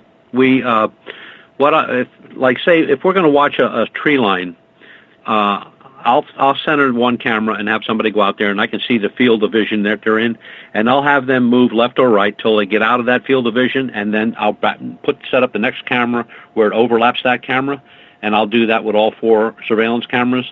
So I have like this large panoramic view, even though I have 4 cameras, they're all overlapped by maybe a frame or 2, and that really works nice. That really does. You can carry a lot of area. And even with 2 cameras with wide-angle lenses, just center one and have somebody walk out of the frame and put them back in the frame with the second camera, and you got it. Very simple. Everett is asking, but so many people believe that Bigfoot likes tobacco, and for reference point, I'm believing in this as well. What are your thoughts on this, and why no smoking? If you're going to be around the cameras, or if you're close to the cameras, you know, somebody puffing on a pipe and blowing smoke in front of the cameras distorts what the camera's looking at. That's the only thing I meant by that. Same thing, you'd find the same thing if you were doing a paranormal investigation and you were smoking, it would look like a mist. Of course, then somebody would say that it was some kind of paranormal experience. So if you're going to smoke behind the cameras or get away from the cameras or go downwind, you know. But tobacco, yeah, that comes from the indigenous also. I know a couple of researchers that when they go out, they actually take tobacco with them, and as they're going along their trek or around their camp, they sprinkle out tobacco as an offering. Have you ever tried that? I was with a group that tried it, yes. Yeah. Before we went into an area, they burned some sage, said something in Indian that I didn't understand, and then dropped tobacco, yeah. Mm-hmm. Did it work? What we were looking for, yeah, I guess it did, because it was actually a South Dakota tribe that had moved into Pennsylvania, and they were having some issues at the home with a shadow in the corner of the kitchen, and that's the only place they ever saw it. And they followed the spirit path, so they knew what to do and what not to do. And we went up to pretty much photograph and stuff. And while we were walking around the house, I was down in the basement, and I found an eagle feather stuck in the concrete. Now, it's a solid concrete wall, so how did an eagle feather get stuck in there? I mean, I couldn't pull it out. I would have destroyed it if I pulled it out. But how did it get there to begin with? There's no holes. If it was a hole, I should have been able to take it out. But when I looked at it and really, really looked at it with a light and everything, it was embedded in the concrete. Now, the son-in-law is something. He has something to do with the tribe in South Dakota, and I mean, he has his headdress there and his war club and everything else, and that's all eagle feathers, and he has a federal permit to have it. So, I don't know if they brought something with them from the tribe to Pennsylvania, or it followed them, or what it is. But we think it worked because they never called back after that night. They said they haven't had any experiences, so we'll just let it go and see what happens. Got a question from Darren in the Space Out Radio chat room on Spreaker. He is asking, Butch, have you ever heard of anybody finding two sets of prints that are identical but found by different researchers? No, I haven't. Mm-mm. That's amazing. Yeah, one of the things that also amazed me in that along that line is that one researcher will find a print every time he goes out. A print, not more than one, just a print, a single print, every time he goes out. So how does that happen? Well, I can tell you this. The two prints that we have found, I believe, are both right foot. Okay. Now I got to go and search through my photos here to confirm that. Because I think that's kind of interesting. Because I know in the one area where we found the second print, there was no other prints around.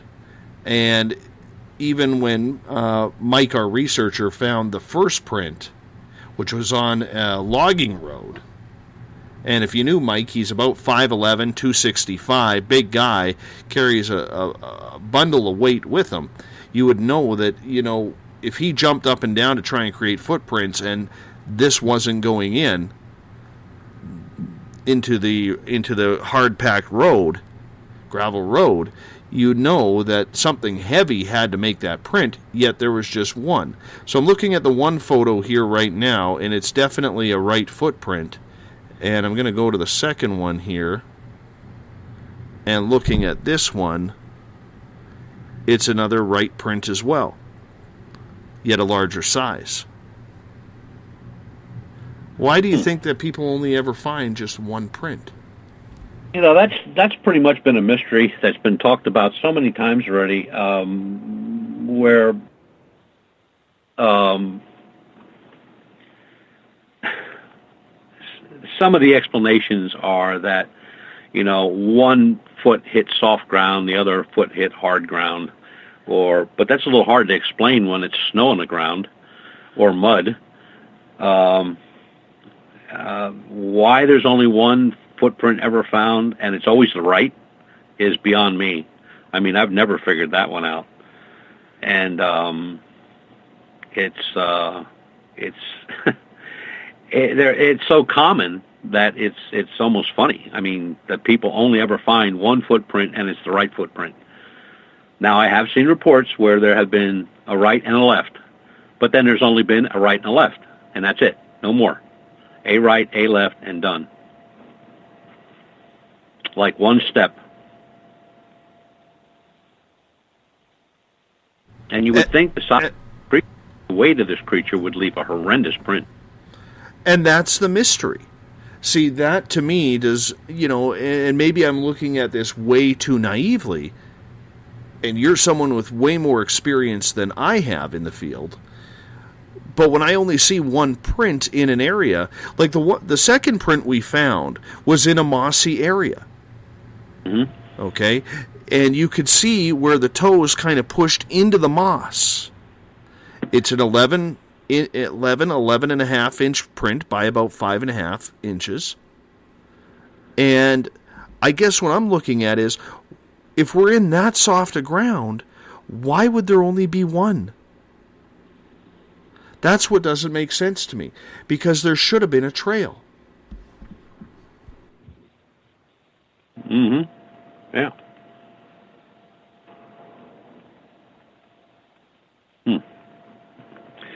Well, yeah, it's just another one of those that.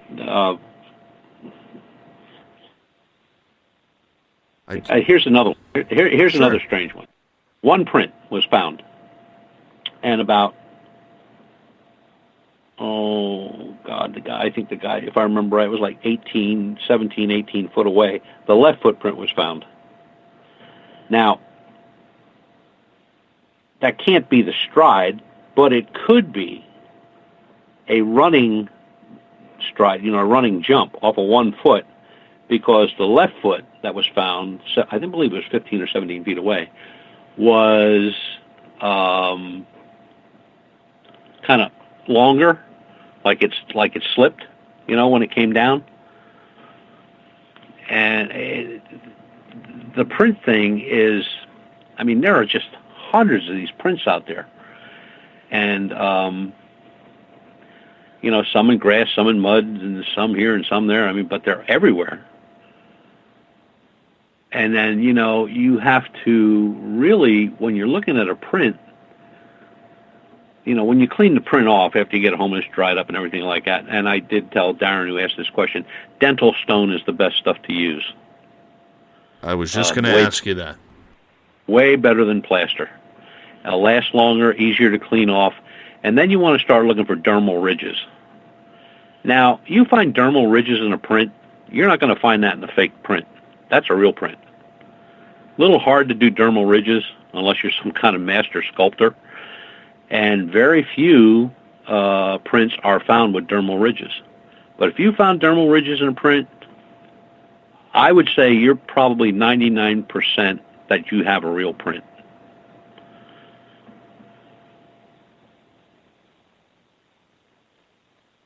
That's a hard thing to find, my friend. A hard thing to find. Yeah, it is. And, when you get that print home and you get it cleaned off, you don't want to use a stiff brush like a wire brush and start whacking at it. A soft brush, a little water, dental stone's not going to come apart on you. If it's got embedded leaves or something in there, you can take a tweezers and kind of pull them out, or just clean them off, that way. You want to be very gentle with it, because you want to the next thing you want to do is get a magnifying glass. You want to start looking at those dermal ridges. You want to start looking, maybe there's a cut, a wound that's been healed, or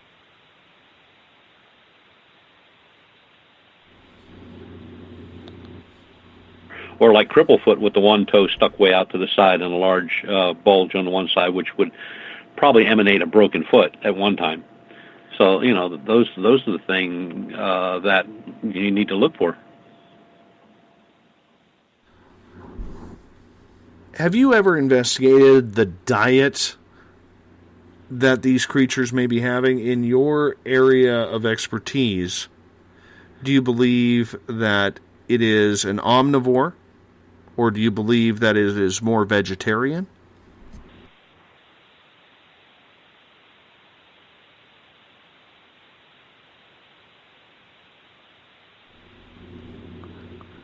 Butch, are you hanging out with us, or did we lose you on the air here? No, I'm here. Can you hear me? Yeah, now we can. That's twice you've okay. cut out here in about 30 seconds. Oh, well, I'm not even touching the phone. I'm on a speakerphone. Weird. Huh. Okay, well, anyway, deer carcasses have been found with the liver missing and the necks broken. That's not a predator. A predator would tear that deer apart, like a bear or wolf or any other canine or anything else, badger, it doesn't matter. One of the things that have come up many times in the past have been folks that say, well, they find a lot of berry stones and stuff in scat, and the scat is way too big to be, the type of animal that would live in that particular area. So they're probably a combination of both. Whatever they find, they can eat, they eat. I mean, if they're in a forest area where fruit and that kind of stuff is sparse, then a deer kill would be obvious. And if, they're running around where there's an orchard close by, well, they're going to be eaten in the orchard. Mm-hmm. So basically, you think it's on the environment? Yes. Mm-hmm. I think it's where they are. Do you think they're a predatory hunter when it comes to game?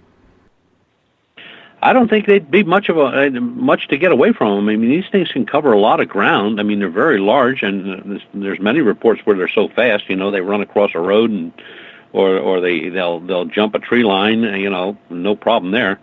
So a deer that would be feeding on something. I mean, as stealthy as they're supposed to be, walking up and whacking one over the head and just grabbing and breaking its neck wouldn't be hard at all. Not for that type of creature. That reminds me of the story that Lyle Blackburn told us on this show back in April of last year, when he described a story of a very avid hunter who was also a military pilot. He was up in his deer stand hunting hogs, and he baited the hogs with some corn on the ground, and as the hogs gathered, out of the corner of his eye, he saw what it looked to be a man running tree to tree. And it wasn't until this Sasquatch jumped out from behind the tree, grabbed the biggest hog, and picked it up and slammed its head against the tree, killing it instantly, and then throwing it over its shoulder, did the man realize that it was hunting for bacon as well. So it does happen. Sure, yeah, it does. There have been deer that have been hung up in trees by their hindquarters, and the chest area ripped open, and the only thing missing was the liver. And why would it take a liver? Well, look at it. Well, a liver's pure protein, damn near.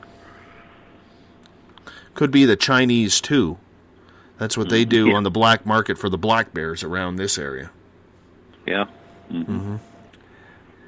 Shar is asking, the one print thing could be that when they realize they've left a print, they go in another direction.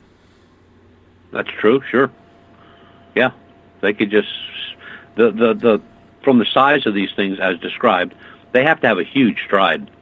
So if they could hop off on one foot, and they could go in another direction, the guys that are following that footprint are looking straight ahead because that's where the footprint's going, and he could have went the other way. Mm-hmm. Darren has a pair of questions. He is asking, where do you think the best place on the planet right now, in your opinion, is to find a Bigfoot?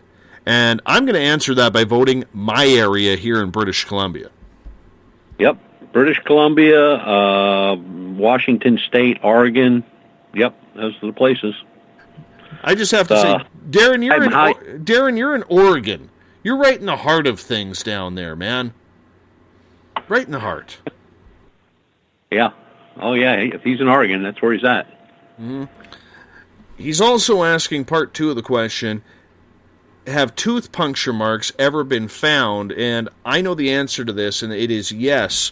There was a set of teeth puncture marks found on a bone near Mount St. Helens.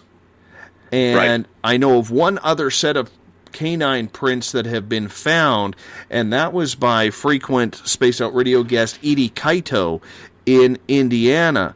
And when she sent the measurements of the teeth prints that she had to the people in Washington State, the teeth marks were identical, and they were larger than any bear.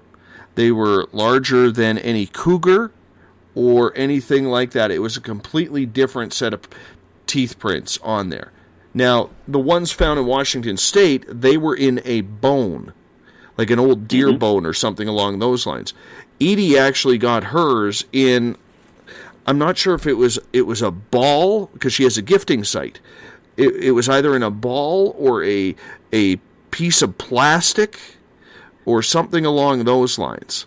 And that's where she got her teeth prints as well. So yes, they have been found. Have you heard about that, Butch? Oh yeah, and one of the things that we're looking for with our bipedal canine research is we're looking for any bone that we can find. I don't care what it's from, if it's got teeth marks in it or claw marks, because teeth marks and claw marks in all animals are extremely different. I mean, you can take a coy wolf and a coyote, which are related, and teeth and claw marks are totally different. Take that same coy wolf and match it up against a wolf, a gray wolf out of Canada, and totally different. So if you find bone or even a hide that's been ripped up, I mean, the type of claw marks left from ripping, that can all be identified.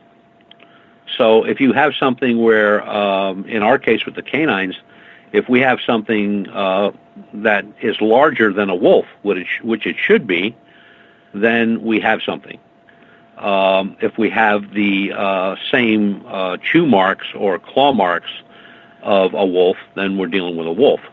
But if we have something much larger, which it would be again because of the size of this thing, the jaw would be wider and the chew marks would be much longer, and the punctures would be different, totally different. Darren is asking if it was similar to a gorilla by chance. I have no idea on that. Butch, maybe you could fill us in?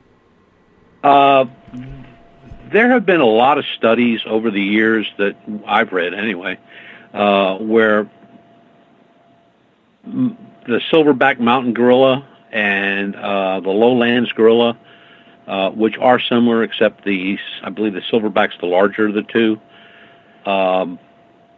have very different bite patterns, and they're more of when they bite, it's more of a crushing bite. You know, they're not biting to chew meat off the bone like a canine would be. When they bite into a bone, they just destroy it. They just crush it. And which is surprising because an alligator, which has, many tons of pressure, will leave tooth marks on a bone, human or otherwise. And the same thing with a shark. A great white, its teeth will break before it actually punctures any bone. So you'll get marks on the bone, but they're not going to be like a bite mark like you would get off of a cougar or something like that. Trip has a question for you in the Space Out Radio chat room on Spreaker. He is asking, Butch, do you believe in ley lines, and if so, how do you find them? Well, I have a thing here. I can give him a name to look up. They were discovered by a gentleman who was an archaeologist, actually, and there's a really good article that tells you how to do ley lines, and let me just pull it up here quick. And his name, if you want to Google it, is Alfred Watkins, Watkins. And he's actually the first guy that started using ley lines, and he started using them over in England at an archaeological site, and then he went on to Stonehenge and proved that they do work. And you can do them with a regular map, even at your own area, by, a certain way of drawing a circle, and then some maps already have lines on, and it tells you how to do that and how to connect them.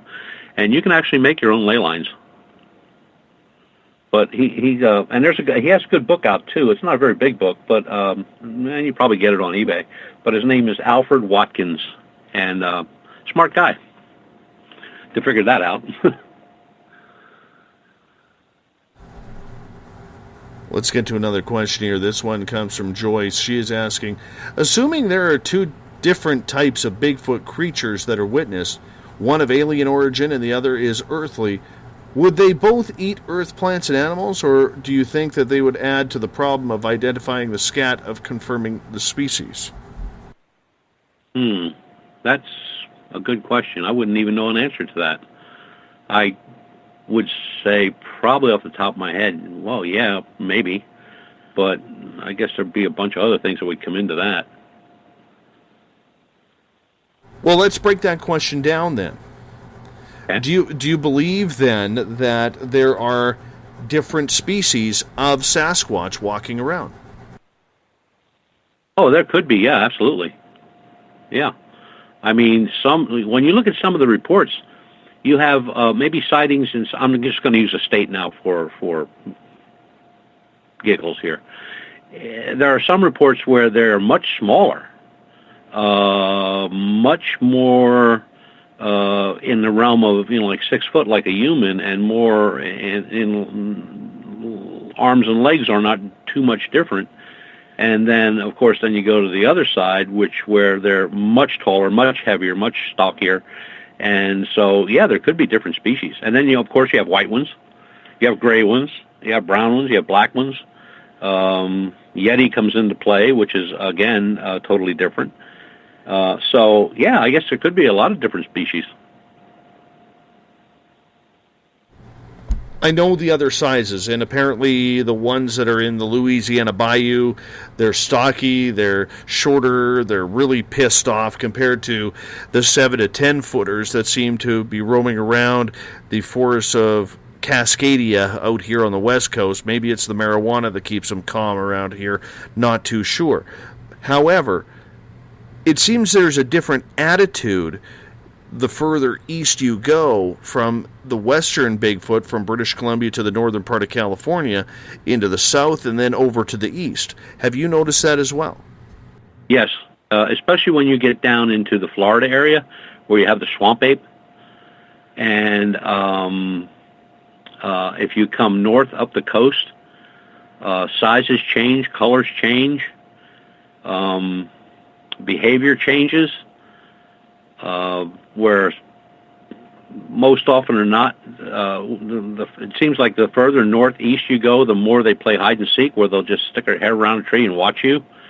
Then you get a little further north, and that's when the rock throwing starts. I mean, there's the stories from, especially from the Florida area up the coast, up the east coast of the United States. On that note, we're going to hop out for a break because that's kind of our cue around here. We'll finish answering that question right after this. You're listening to Spaced Out Radio. Butch Witkowski is our guest. 1 hour to go with Butch Witkowski's Strange Days right here on the mighty SOR. The SOR Sightlines is a place for you to find answers to your strange experiences. Hi there, this is Mike Schmidt. If you have had an encounter with ghosts, UFOs, Bigfoot, ETs, or anything else that doesn't make sense, head to spacedoutradio.com and file a Sightlines report. All information you give is 100% confidential, and I will personally help you find the answers you need. SOR Sightlines, your answers are a click away. Have you got your Cosmic Passport? If you need one, tune in to Cosmic Passport on Spaced Out Weekend. This is Elizabeth Anglin, ET experiencer, spirit medium, and host of Cosmic Passport. Each weekend I'll be bringing you interviews and support from other paranormal experiencers, and the best in intuitive spiritual guidance from across the globe. It's all happening starting at 9 p.m. Pacific Time, midnight Eastern, on spacedoutradio.com. Hi there, I'm Butch Witkowski, lead investigator with UFO Cop. On the final Monday of every month, you can listen to me and host Dave Scott on Spaced Out Radio's Strange Days. We're going to get to the heart of the matter when it comes to what's happening out there. People are seeing and experiencing things from ET contact to Bigfoot, and I want to hear about it. Your experiences are what we investigators need to help solve these unknown mysteries. So tune in at spacedoutradio.com to the final Monday of every month from Butch Witkowski's Strange Days. Visit purpleplates.com today. For over 40 years, the Purple Energy Plates have been delivering amazing results for their many customers. Inspired by the great genius Nikola Tesla, the harmony, healing, and energetic effects of the plates have proven over and over to be beneficial and often miraculous to thousands of customers. With their money-back guarantee and the many benefits, how can you afford not to get one? Check their site for daily specials and choose from their many energy products. You won't be sorry. Visit them today at purpleplates.com for mind, body, and spirit, and expect a miracle. This is your medium, Joanna, from Spaced Out Weekend, 2 mediums and a large. I would love it if you would come and join us with host James Tyson every other Sunday on Spaced Out Weekend. Together, we will take your calls and your questions live. Our goal is to provide you with a positive outlook on deep questions that you may have. Questions regarding love, relationships, money, or whatever else is on your mind. Come and check us out at spacedoutradio.com. Have you checked out the SOR Spacewire at spacedoutradio.com yet? Every day we post the latest stories regarding the weird, strange, and completely unbelievable. From cryptid and UFO sightings to the conspiracy world, we tackle it all. Hi there, I'm Eric Markham, Spaced Out Radio's news director for the SOR Spacewire. And if you have a story, I want to hear it. Email me at news@spacedoutradio.com. Patrolling the Pacific Northwest, we are always on the lookout for the strange and unassuming stories that real people are experiencing. Hi, I'm Vincent Zunza from Pacific North Weird. Me and Alexandra Sullivan have teamed to bring to you those odd stories that never seem to make it into the mainstream. Stories so weird that will leave you scratching your head wondering, is this real? It's as real as it gets with Pacific North Weird.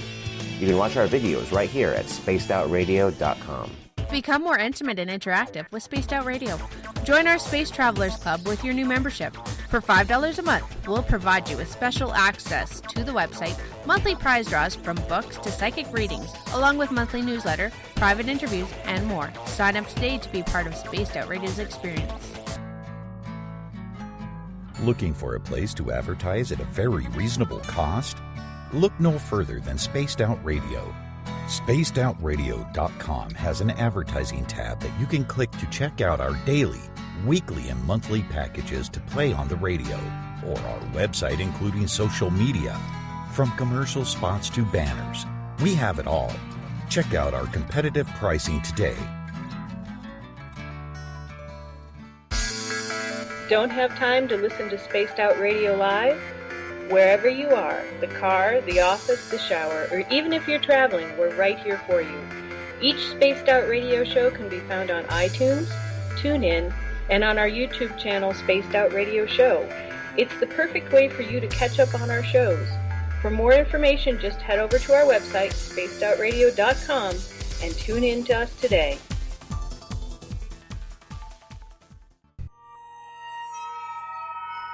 You hear footsteps in the empty room above you. A rocking chair begins rocking by itself. Don't be afraid of the things that go bump in the night. Reach for Spirit Storybox, the iPhone app the Huffington Post UK called the only ghost hunting app you will ever need. Spirit Storybox. The spirits are telling their stories. Are you listening? Strange creatures lurking in the night, the sounds of wood knocking in the forest, odd happenings right out of a fictional world. These are the reports I love. Hi there, this is author Ronald Murphy, and I would love it if you join me and Spaced Out Radio host Dave Scott the second Wednesday of every month on our journey into the unknown land of cryptozoology at spacedoutradio.com. From Mothman to Frogman and everything in between. Hey, they don't call me the crypto guru for nothing. Did you know that Spaced Out Radio runs 7 days a week? Hi, it's James Tyson from Spaced Out Weekend. Every Saturday and Sunday night, starting at 9 p.m. Pacific, midnight Eastern, you can join me and my guests for some great chatter about what's going on out in the universe, or even in that dark part of the basement you really don't want to go back into. Well, let's find the answers to your experiences together. So come on up to Uncle Jimbo's cabin on the weekend. For more information, look us up at spacedoutradio.com. The views and opinions expressed by tonight's guest and topic of discussion do not necessarily represent the official policy or position of Spaced Out Radio, Spaced Out Weekend, Spaced Out Radio Limited, its hosts, syndicated carriers, or anyone associated with this broadcast. You're listening to Spaced Out Radio with Dave Scott. Follow Dave on Twitter at Spaced Out Radio and hashtag Spaced Out Radio, and on Facebook Spaced Out Radio Show. Now, back to the program. Child grew up too fast, went running wild. Now we don't know who to pray to anymore.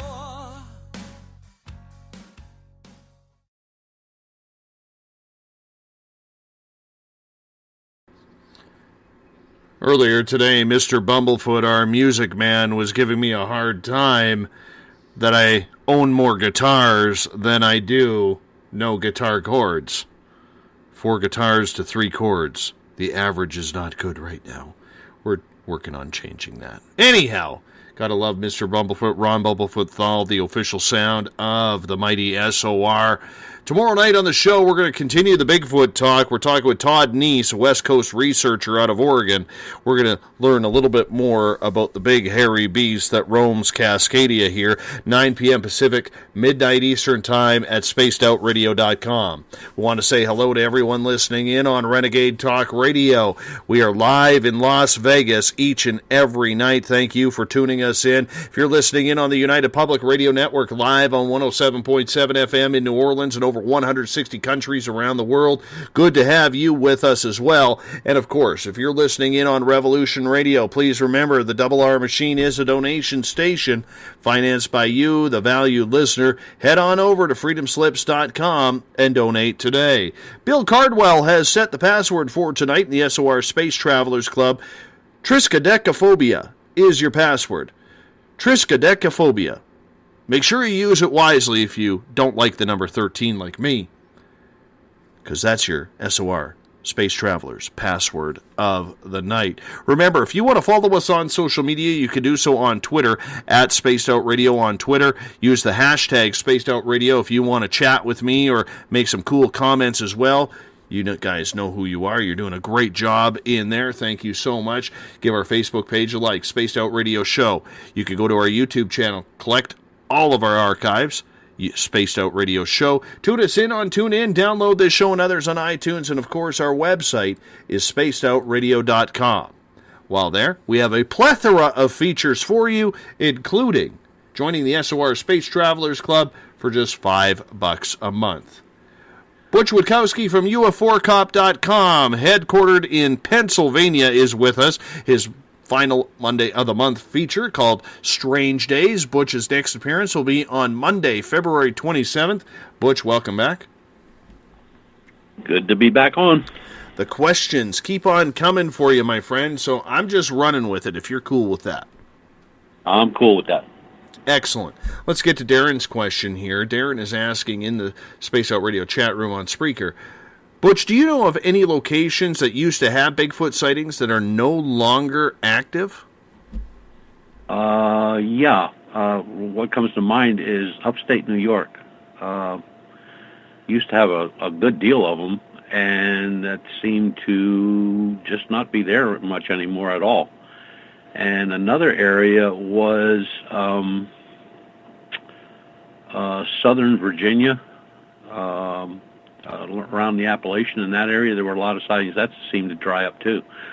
Now, are they territorial or do they move? Nobody knows. Nobody's really ever tracked them that far. But they're still in the central U.S., of course, pretty much all of Canada, and the West Coast, still pretty dominant out there. What about Bluff Creek? Do we still know if there's action down there? Of course, Bluff Creek is famous for the Patterson-Gimlin film.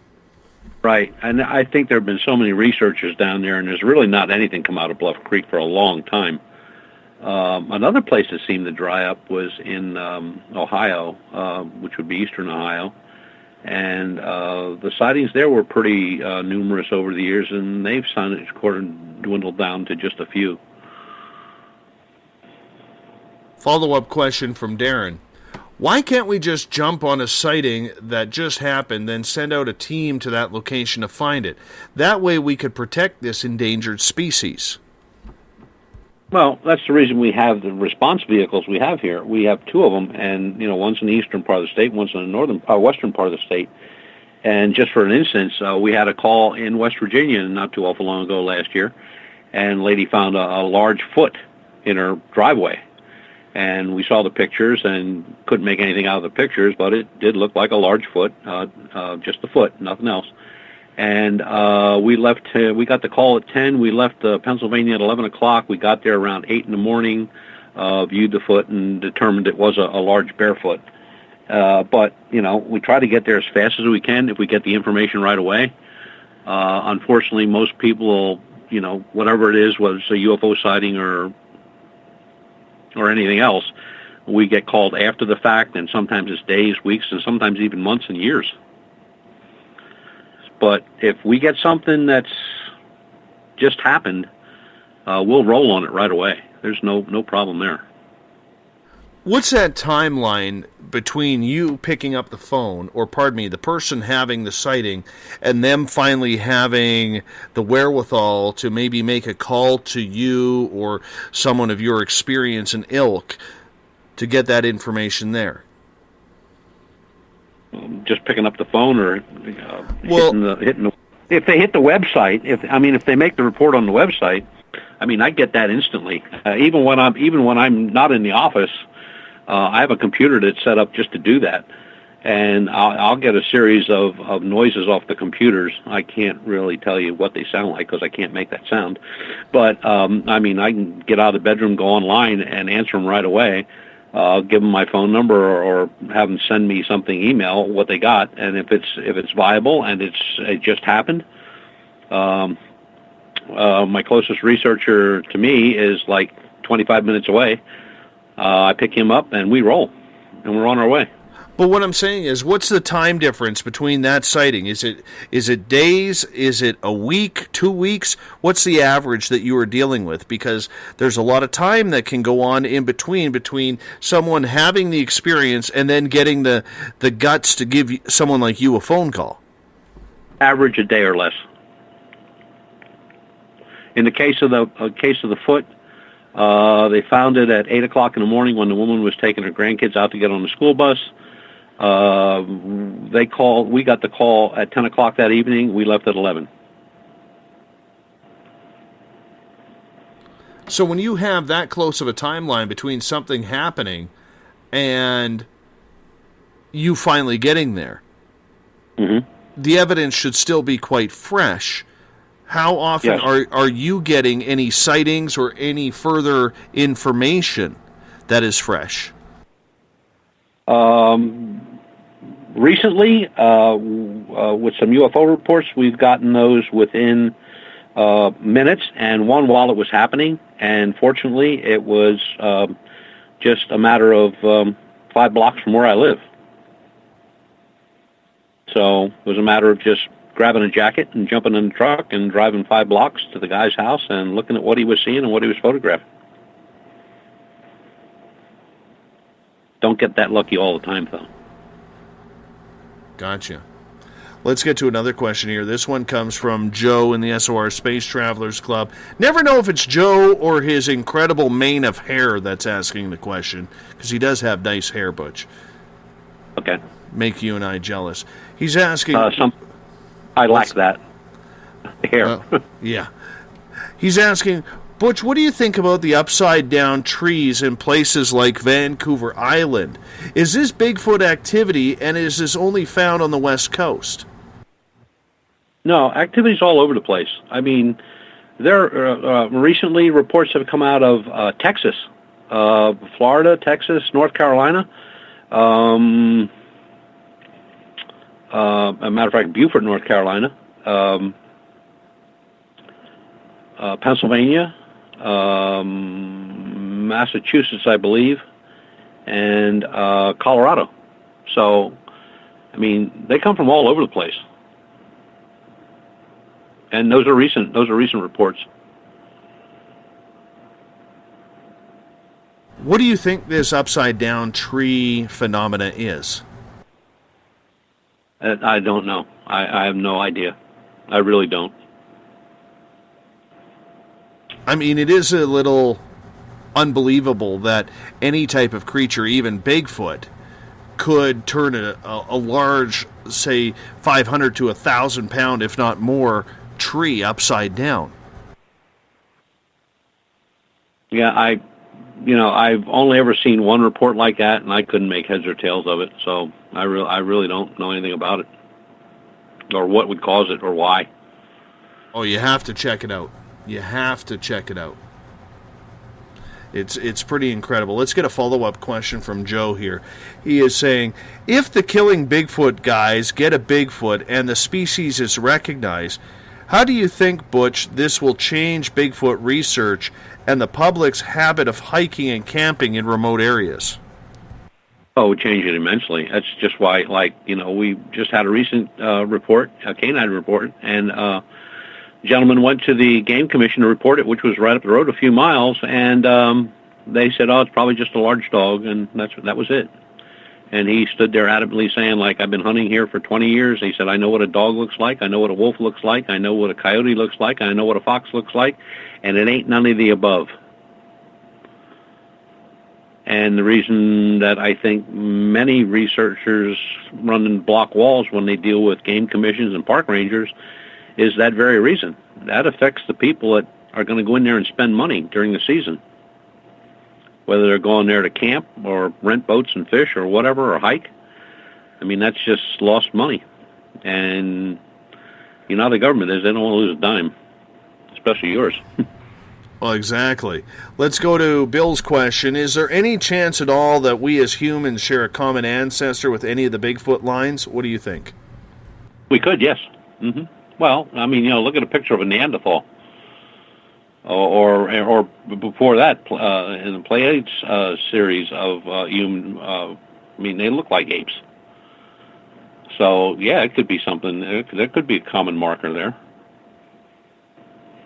We're going to get to a couple more questions here before we're going to switch topics. This one comes from Everett. With all the talk of Bigfoot possibly being an alien, Butch, have you ever compared UFO reports with Bigfoot sightings? Yeah, we did that a couple times already, only because somebody had put something out and it just caught our eye, and we went into the UFO databases and then went into the to the Bigfoot databases to see if there was any commonality. We could find none. None. Somebody said, well, we had this sighting and we reported it, and then we had a Bigfoot that afternoon walking around, blah, blah, blah, and we found the report of the UFO, but we didn't find any report of a Bigfoot. And the Bigfoot database is pretty much kept up to date. On hashtag Spaced Out Radio on Twitter, John is asking, have you ever heard of a lot of different Bigfoot sightings in other continents or any other islands?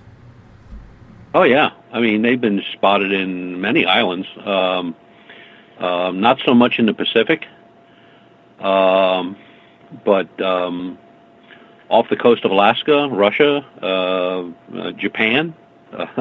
I mean, there have been a lot of sightings over the years in many parts of this world. Now, they all have different names for them, and some of the descriptions vary deeply. I mean, like some are tall and skinny, some are short and fat, some are like we know here. But they've been seen all over the world. Darren is asking, what will you do if you go to a location and come face to face with a Bigfoot, specifically?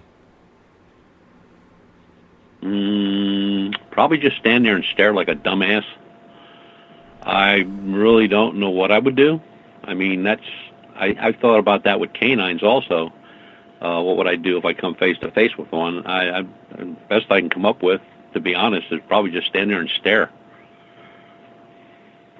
I can honestly say that I would do the exact same thing too. I would just, at that point, and I always say, Butch, in situations like that, for a lot of people who've never had an experience, you don't think of pulling out your camera. You don't think of, grabbing or running up to it or anything. You just really want to take it all in. You just want to take that moment for what it's worth and just say, wow, this is happening in front of me. Like, this is unbelievable. Like, there it is. Here, I've been searching for it the entire time. There it is. And when I had my close encounter with a couple of extraterrestrials and with the two Sasquatch that I saw, I was within 100 feet of both of them. And I just watched. And I wanted to take it all in. I wanted to remember the color of the trees, the temperature, the sky, what color was it? You know, the time of day. You're trying to take it all in. And even though you're only seeing it for a brief moment in time, it's amazing how much you can take in when you just open your eyes and just let it sink in. It really is an incredible feeling. Yeah, and I mean, just human nature. You wouldn't know what to do. I mean, I had a guy tell me one time, he said, why don't you just walk up and shake its hand? Yeah, well, you might walk up and he might rip your arm off and beat you to death with it, too. I mean, I thought about it many times, what I would do if I ran into any type of those creatures, and I would just, like, stand there and stare at them. I don't know what else I would do. I think the camera, even though I probably have one hanging around my neck, would be probably the last thing I thought of. I would be, like you said, just taking it all in and trying to observe everything I could. And I hope you get that opportunity, my friend. And I hope I get it. I hope I get it again as well, because I'll tell you, when I saw the first Bigfoot hiding behind a tree and kind of peering in and out, and then the second one was shortly after that, to this day, like even talking about the story, I get goosebumps talking about the story, because that second one was literally the biggest thing I have ever seen in my life. You know, walking on 2 feet. Now, you know, you go to the zoo, you see an elephant, or you go to the aquarium, you see a whale. It's not that big, okay, or a giraffe or something along those lines. But when you see this big hairy creature striding through an area, and I wish it would have looked at me. That's the only thing I really wish, is that second one would have looked at me. You know, because it would have been awesome if that happened. But I got a full right profile. I could see the right arm. It was the bush was up to about its waist, but from the lower waist up, I saw the entire right profile, and as it walked through the trees, I got to see the back. And the one thing that I will always remember is there was no neck. It just went back to head. Mm-hmm. And it was gorgeous. It was a lighter reddish brown color, you know, and the sun was shining off of it, and it was just absolutely beautiful. And if I could get that 5 to 6 seconds of time back, I would do it in a heartbeat. Yeah, and you know, the people that have had those close encounters, you know, when you read the report of whoever was taking the report, you know, they're just speechless. They don't know what to say. They don't know. They try to describe what they saw, but they're just in awe. They can remember certain things about it that just struck them as being either odd or really beautiful or scary, and that's pretty much it. I mean, they just stand there, and like I said, I'd probably stand there and stare. Mm-hmm. Well, I can tell you this. I didn't feel any fear with it. Mm-hmm. But I did know, you know, you get that internal instinct that it's probably time to leave. Yeah. Mm-hmm. You know what I'm saying? And that's kind of how I felt. Is that it was time to leave, and okay, thank you for letting me see you. We're out of here. And we've had that. We've had that in every upright canine report that we took, where people said it was just time to get out of Dodge, or if I stayed there, something really bad was going to happen, et cetera, and they just either backed away or walked away. Couple more questions here before we change topics here at the bottom of the hour. Mike is asking in the SOR Space Travelers, Butch, have you ever seen the Yellowstone video of Bigfoot? And if so, what is your opinion of that? I saw that video. I'm still up in the air on that one a little bit. And it could be just, there are a couple versions out there of it. And I think some of them were just redone. You know what I mean? Somebody copied from one, copied and pasted to another copy. And I may just have a bad copy that I'm looking at. I would really like to find the original, but I tried looking for that, and I can't find the original. I can find a lot of copies where somebody took it from, a blog site or YouTube and put it on another, on their site, and then somebody copied it from them. But I can't find the original, and I'd really like to see that original. So if anybody knows where that original is, let me know. Do you think it's real? It sure looks that way. But like I said, there's just a couple spots in there that give me some questions, and I would really like to see the original, because what I saw that questioned me could just be from the copy and paste. Well, what part are you having troubles with? The step, the movement. Mm-hmm. I would agree with you on that. I was going to see if we were the same there, and we are. I'm just not sure about that one. And the graininess of the video also has me a little bit. Yeah, and that again, that could be just from somebody, taking it from one site to another and another. Because every time you take something, even if it's a photograph, if I take a photograph from my camera and put it on my computer, and I enhance it, and I use the camera's enhancement, it's different. So I have to, when I take a photograph out of the camera, I have to put it in RAW and then take it from there and move it into a JPEG or something like that after I've downloaded into a raw shot. Right. 2 questions from Joyce, and then we're going to change up topics here. Question 1 is, Butch, do you believe climate change has anything to do with Bigfoot migrating out of their familiar wilderness areas? It could, yes, sure. It could. It could be too hot, too cold. The food supply would change, maybe. The growing season changes, so they could move on from that, or they could move on to an area for a winter where they have more protection, more caves, more places they can get to. That's if they need that. In your opinion, do you believe Bigfoot is a violent creature?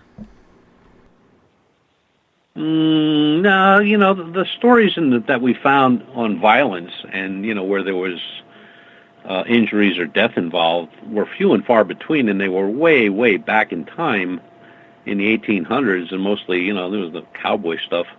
And, some trappers had some issues. There were some people that were killed. There were some people that were maimed. There were some animals that were killed, hunting dogs and stuff. But in recent times, with the exception of a couple rocks being thrown at you, I haven't found anything where anybody was injured. Changing topics here for the final half hour of the show. There's an interesting topic that you and I discussed beforehand in regards to any potential connection between paranormal activity in one's house and UFOs. I'd love for you to go into some detail on that. Well, we got a call from a gentleman, again, not too far from where I live, which is getting kind of scary now because I'm getting all these people all around me. But he wanted me to take a look at a picture of a UFO that he shot. He came home from work, and, he just happened to look up when he was getting out of his vehicle, and there was this triangle, and I thought, well, this is pretty cool because I've had some triangle reports in that exact area. And since 2013, I think we have 5. And this would have been number 6. So I made an appointment to see him, but we had to cancel because of snow. And then I got him after the holidays. So I get down to the house, and we go inside. And I just got a really weird feeling. And again, I'm not a paranormal investigator, don't claim to be. I've been on a couple of them with people that know what they're doing, so I'm kind of going by what I watched them do. I did. And that's when he started telling me about the strange stuff that was happening since this took place, this sighting. And when I started to question about, well, what are you talking about? What strange took place? He showed me some photographs of shadow beings standing in the corner of a room, and one tall and two shorter. And then he started telling me a little bit about the house and weird things happening throughout the house. They don't even use the second floor anymore. It's a very large house. They don't use the downstairs, the basement where they have the washer and dryer. The wife runs down, throws the stuff in there, and runs right back up. He will not go down there anymore. He'll stand at the top of the steps, but he ain't going down. And just weird things, moving around, doing this, doing that, stuff you wouldn't expect. So I went out to the truck and I got an EMF meter and got my tri-field meter, turned it on as I was walking up the steps. And from the truck to the steps, maybe 10 feet, the needle was already starting to pin. And I thought, that's odd. So I knew that it had fresh battery in it, and I recalibrated it. It was right on calibration, so I just left it off till I got inside the house. And I turned it on, and it pinned it again, and pretty much pinned it in every room in the house. And that's very odd because, check the electric, and the walls and stuff like that. And that was normal. There was no grounds and no ground switch with a neutral or anything like that, which would cause an issue. Held it to myself, it was fine. Held it to the microwave, it was fine. But when I started getting out into the open of the living room, dining room, den area, kitchen area, and a master bath that's on the first floor, this thing would just pin itself.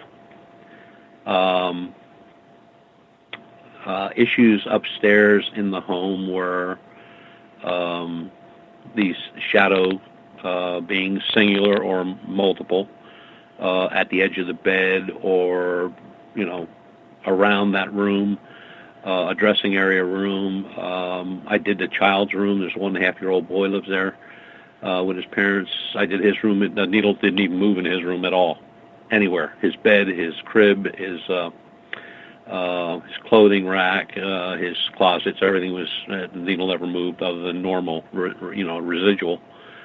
But when I got into their room, the needle pinned. Then he talked about the upstairs and in the attic, and he said, "Well, we've seen shadows moving around up there, but he said I'm not too concerned about that, but I am concerned about the circle in the floor that keeps moving around." And I'm going like, "What circle?" I said, "Did somebody draw a circle up there or paint a circle?" He said, "No, just a circle. It's there."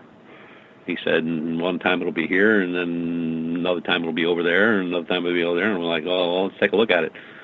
I want to tell you something, and being totally honest, when I hit about the fourth step, going up those steps to that attic, I wanted to turn around and go the other way, quickly.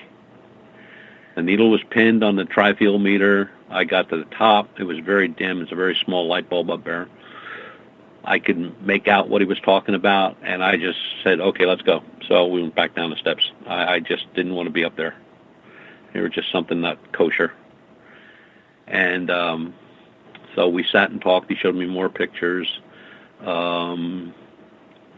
He recently put a surveillance camera in this downstairs area so he could get pictures, going at all times in the whole area. But it was just a weird feeling, a weird place. And this all started, he said, he saw that triangle 5 weeks prior to calling me. And it all started after that.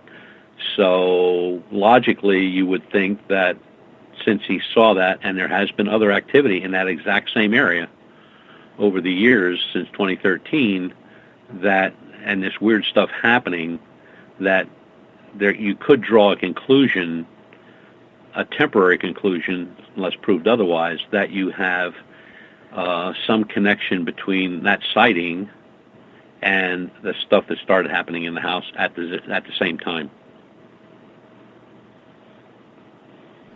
So what do you think it was? What do you think was tripping you out there so much? it was, the feeling was not fear as much as it was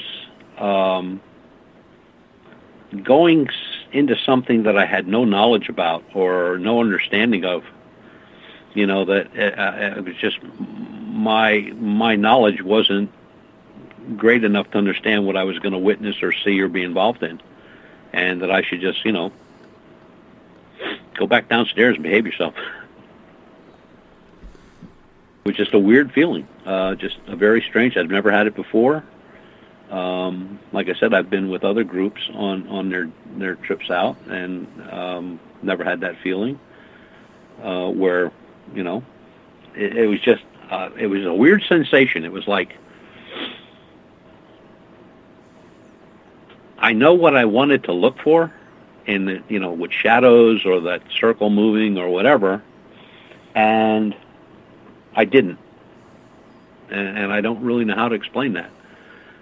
So, be going back. Right now, he's for my purposes, he's downloading all these photographs and videos that he has, and he has many of them,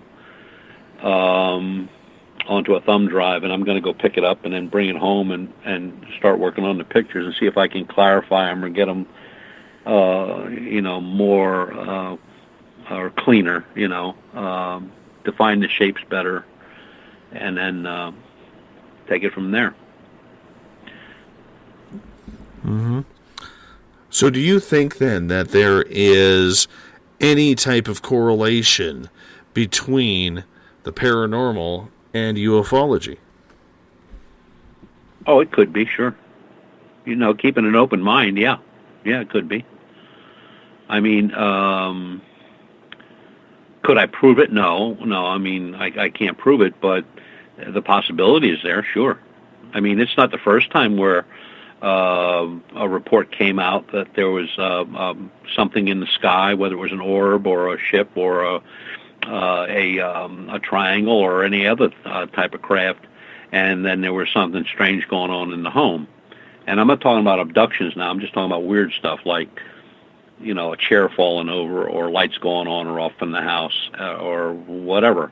And another thing with the home is this guy replaces light bulbs, he said, on a weekly basis. He said, I don't care how good a light bulb I buy, whether it's the new LED type or the new twirly type or whatever. He said, I replace them on a weekly basis. And the electrical system is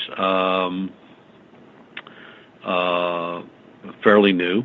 It's a 100 amp, you know, system, a basic home system, and it's but a couple years old. And I, you know, poking around a couple of the outlets and stuff, everything seemed fine.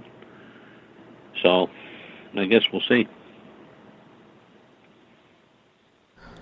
I know from personal experience, Butch, that my wife, who is a contactee / abductee, she has had multiple experiences where she has seen, I'm going to call them almost like alien life forms in our home.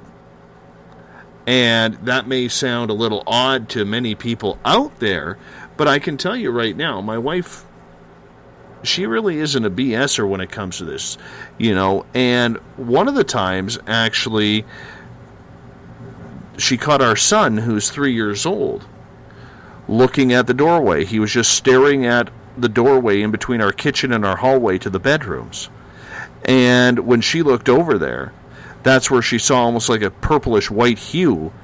And in that hue was something standing there with big black eyes. And he was staring right at it until, you know, he kind of looked over at Mom to get her attention.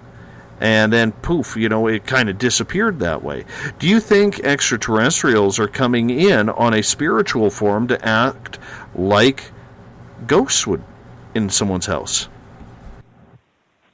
Sure, they could. Why not?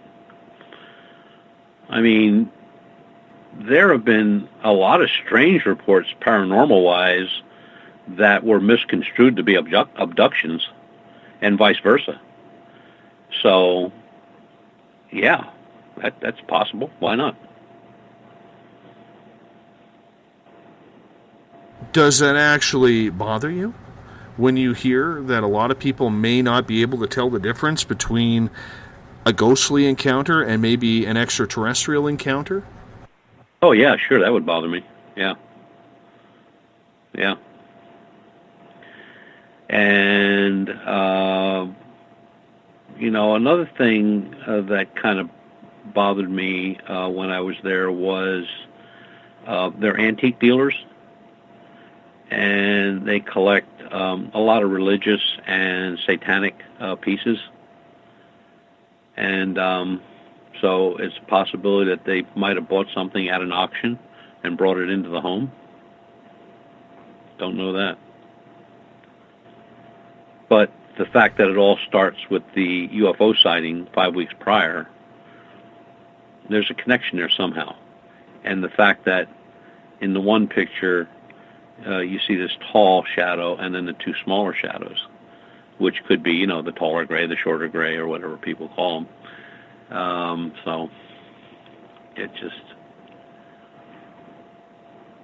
was just a weird, it's probably the weirdest case that I've ever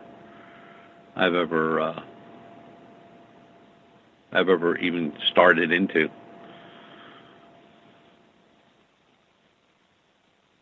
I guess what I'm trying to wonder is whether or not there is that correlation between the spiritual being of a ghost and an alien, because if both can come in spiritual form into one's house, that might add up to a lot of different sorts of activity that people are having. Which brings up the circle moving. So is that circle a paranormal event, or is that circle a portal meant for entrance and exit?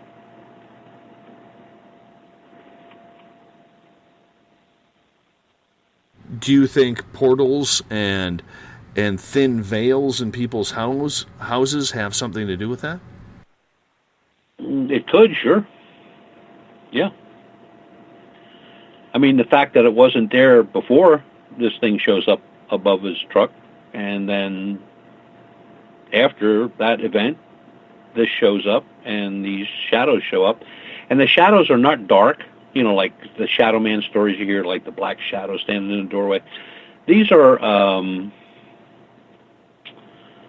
kind of on the gray side, more gray, a darker gray, and not that you can see through them, but you can definitely see the outline of the form very clearly.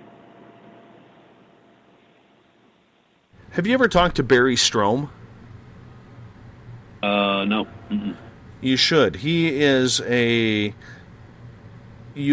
extraterrestrial and paranormal channeler through a spirit board. He actually owns an antique shop in Pennsylvania that deals with a lot of haunted items, shall we say. He might be one to ask about the whole haunted items. Yeah, I'm writing it down now. And Barry's been a guest on this show numerous times. He will actually be a guest on this show next week on the 9th. So you should probably tune in for that one. Got it. Yeah. And his knowledge of, I forget where he is from in Pennsylvania. I'm going to quickly Google it for you. But he might have some knowledge in regards to the antiques for this case. Yeah, the place is full of them. It's like walking into a museum. Really? And the folks, the husband and wife, they're very nice people. I mean, you can tell whatever's there is scaring them to death. They're both very honest, very upright as far as I'm concerned with the report. So I'd really like to find out what's there or what's doing it, and either get some help to have it removed or whatever you got to do. Now, they did have Catholic priests on different occasions come to bless the house, but didn't seem to do anything, which would probably be valid because, you know, if it would be paranormal, there may have been some effect there. But if they'd be extraterrestrial, there'd probably be no effect there. Mm-hmm. His gallery is called the Golden Lane Antique Gallery, and it's in, I believe, New Oxford? Yeah, New Oxford, Pennsylvania. I don't know how far away that would be from you. About an hour. Well, that's worth the drive. It's worth the drive. Because he could probably definitely help you out with that. Yeah, I'll have to check that out. For sure. Just tell him that you're on this show once a month and he'll help you out. For sure. Good. Totally help you out. You know, might as well. Take advantage of it if you can. Oh, absolutely. I use every tool I can get. Whether it's talking to someone, whatever. Everything helps. Oh, for sure.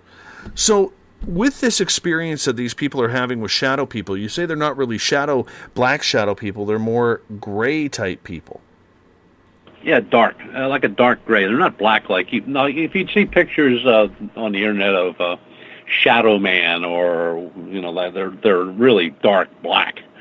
I mean, you can't really make out anything. But these, you can make out the arms. There's space between the arms and legs, the neck, the head. Now, he was trying to find one picture, but he has so many. He was trying to find one picture where he says you can definitely see large eyes. Now, I'll probably get that when I get the rest of the pictures. But if that's the case, well, then you know what you're dealing with then. You have seen some of these photos. What does the photographic evidence look like? Looks pretty good. I mean, they're not shaky, they're not blurry. You can see the backgrounds, you can see the foreground. I mean, everything's in focus. I mean, it's not some cob setup that, you know, all shaky and blurry and stuff like that. They're very clear. And the video also is very clear. So, with the programs I have, hopefully I can enhance them and, you know, get some backlight on them and brighten them up a little bit so I can see better what I'm looking at, and, you know, do some outline work and see what kind of outlines we got here and see exactly what these things are or what they could be or could not be. So in your mind, what do you think they are?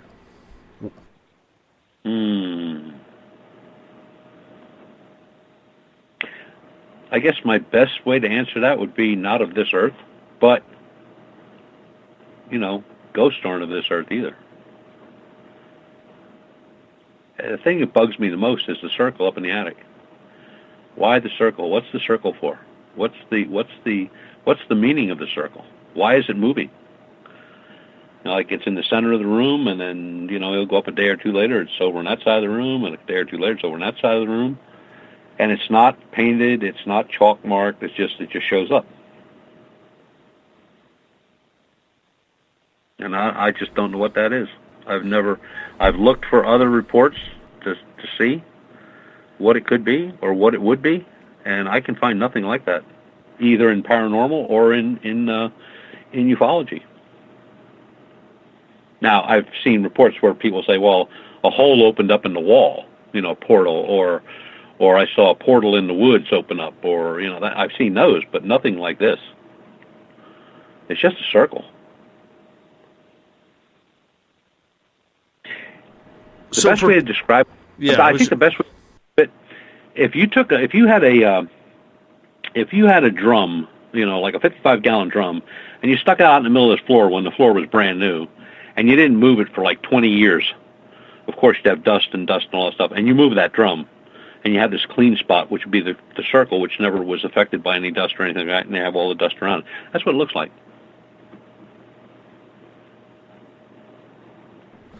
How big is it? 3 foot, maybe 4 foot, 3 foot, 4 foot. Do they see things coming in and out of it? No. Mm-mm. So it's almost like a hula hoop. Yeah, sort of. But they've seen stuff, those shadows they've seen in the attic. Right. So they've seen them in the attic. They've seen them down in the den. They've seen them in the living room. The wife and the husband were sleeping one night, and she kind of woke up for something. And he woke up, and she saw one run from one corner of the room into the kitchen. Yeah, he went into the kitchen. There was nothing there. I mean, nobody's been hurt. The child isn't scared of anything, you know. I mean, there's nothing that seems to have affected them, only mentally. Fear, that they have a great deal of. But like I said, just a nice couple, nice people. So we'll do what we can do to help them.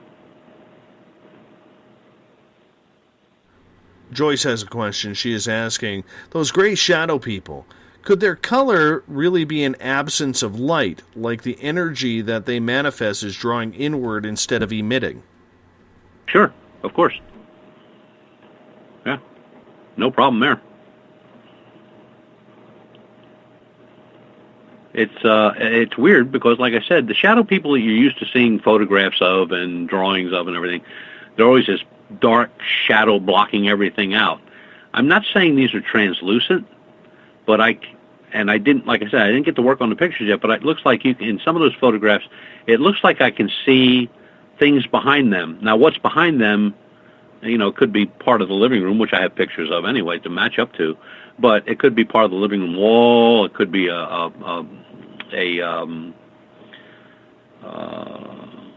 cabinet that's there with some dishes on behind them.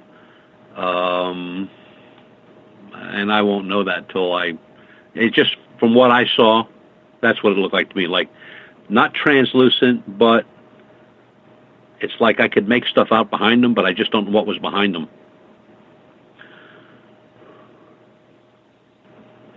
It's really weird. It's strange. I never run into anything like this ever. And like I said, I don't do that kind of work, but this has me intrigued, and it has me about half crazy. Previous figure out what it is. Previous to this UFO sighting that they had, have either of the people in the house ever had ET experience? No. None.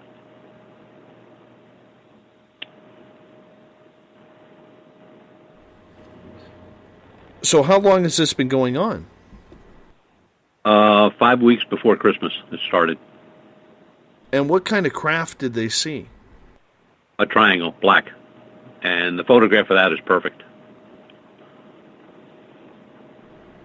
We just had one of our regular listeners just the other night on this program. Actually, her daughter photographed a black triangle right in front in Washington State.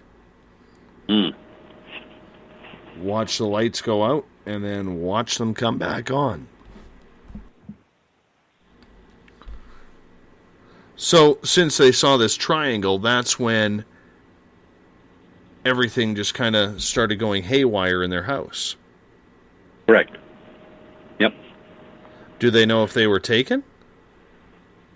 No. I asked them about that, and they said no, they had no missing time or any markings on their body or anything like that. And it just... nothing like that. The only thing that was kind of bizarre, and it happened to the husband, and he didn't remember what the time was when it actually happened, but they got so weird and scared about stuff in the upstairs moving around, noises they heard, doors opening, closing, stuff like that. Plus, the steps are right there to go up into the attic. That they're using it downstairs. They have a full bath down there, and he went and take a shower. Excuse me. And he came out of the shower, and his wife was standing there, and he had the number 33 on his forehead. And she took a photograph of it, and I saw the photograph, and it's there. And he kind of dried himself off and, got dressed and everything, and then it was gone. Now, the 33 has a lot of meaning in the Masonic Lodge. It has a lot of meaning. It has a lot of meaning in Illuminati things. It's the 33 is called the Jesus number because he was 33 years old when he died. I mean, there's a lot of stuff with the number 33, but why would he have it on his forehead? How long was that number on there for? A minute or two. Was he able to get a photo of it? Yeah, I saw the photo, yeah. Mm-hmm. So does it look like it's scratched in? Oh, just looks like he had a rubber stamp walk up and stamped him on the forehead. Wasn't dark. It was on the faint side, but you can make out the number 33.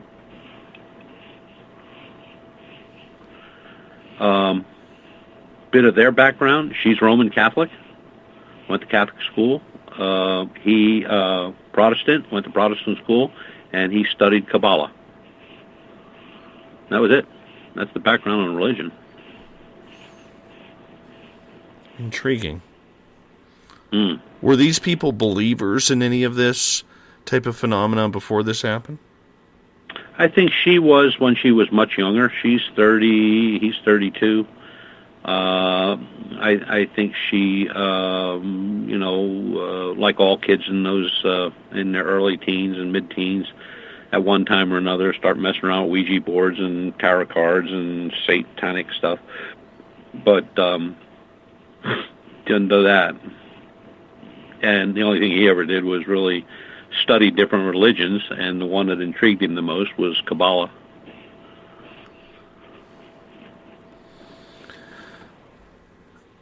How often are these incidences happening with this couple?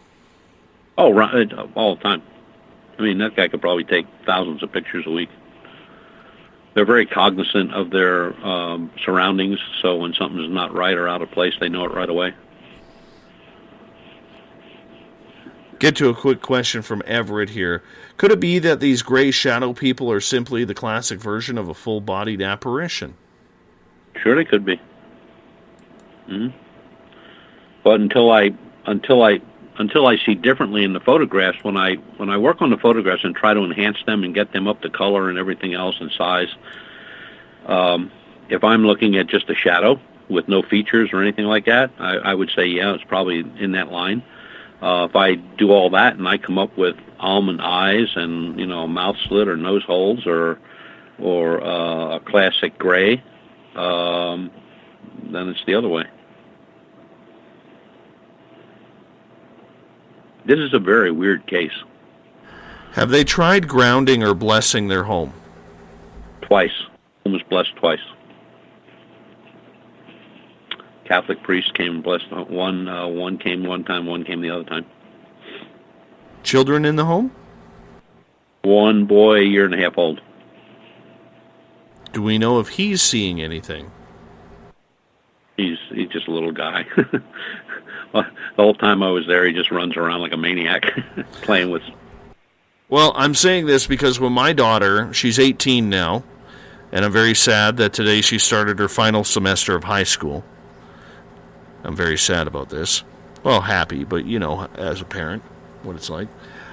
I know when she was about 1.5 years, that's when she started having her own sightings. So that's why I asked that question, if the little guy had seen anything or was talking about anything strange.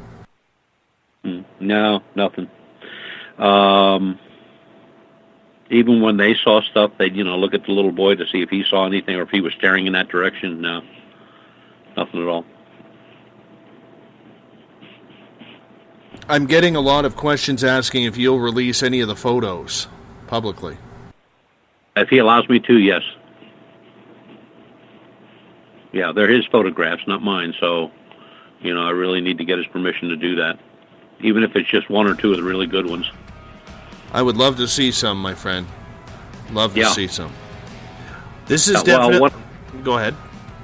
What I'm going to do is, as soon as I get them, I'm going to start working on them. Like I said, there's just hundreds and hundreds and hundreds of video and photographs, and I want to enhance them and get them to where I can actually see what I'm looking at, and then put the best ones aside, and then ask him if I can, release, because I'm not going to give his name or his location. So, I mean, they could come from Timbuktu. Nobody will know that. Although he's close to me, there's a lot of things close to me, so he'll never be found. But I still would like to have his permission in writing to give him, which I would with anybody, permission in writing to put anything out of anything. My friend, it's come to that time. We got to wrap things up quickly, eh? Already. I know. 3 hours, boom, gone. Time warp. Yeah. Butch, thank you so much for being on Space Out Radio. Your website, once again, UFOcop.com. You hold on a second, Butch. I'm going to wrap this thing up. If you're listening in on the Spaced Out Radio side, hi, Christoph. Yes, I see you in the chat room. You're late. A lot late. Anyhow, if you're listening in on the Spaced Out Radio side, you hear Mr. Ron Bumblefoot Thal, formerly of Guns N' Roses, currently of Art of Anarchy, rocking us in and out of every absolute episode of this show. Tomorrow night, we got Todd Neese with us. We're going to talk more Bigfoot here on the West Coast. Cascadia, to be exact. And an incredible journey he went on this summer looking for Sasquatch way up British Columbia's coast into Alaska. Started off in Oregon. It's going to be a great one. 9 p.m. Pacific, midnight Eastern. Remember, if you want to listen to this show and others, go to our YouTube channel, Space Out Radio Show. Tune us in on TuneIn or download this show and others on iTunes. And, of course, all the action happens at spacedoutradio.com. We will be back in exactly 21 hours from now. I hope you all join us because it's kind of fun when all of you are around. I kind of like it. Especially the guys who crack me up on hashtag Space Out Radio on Twitter. You know who you are, Mr. Skeptic, Mr. John, and a couple of others as well. Derek, good to have you with us as well. Thanks so much for being with us. We'll talk to you tomorrow night.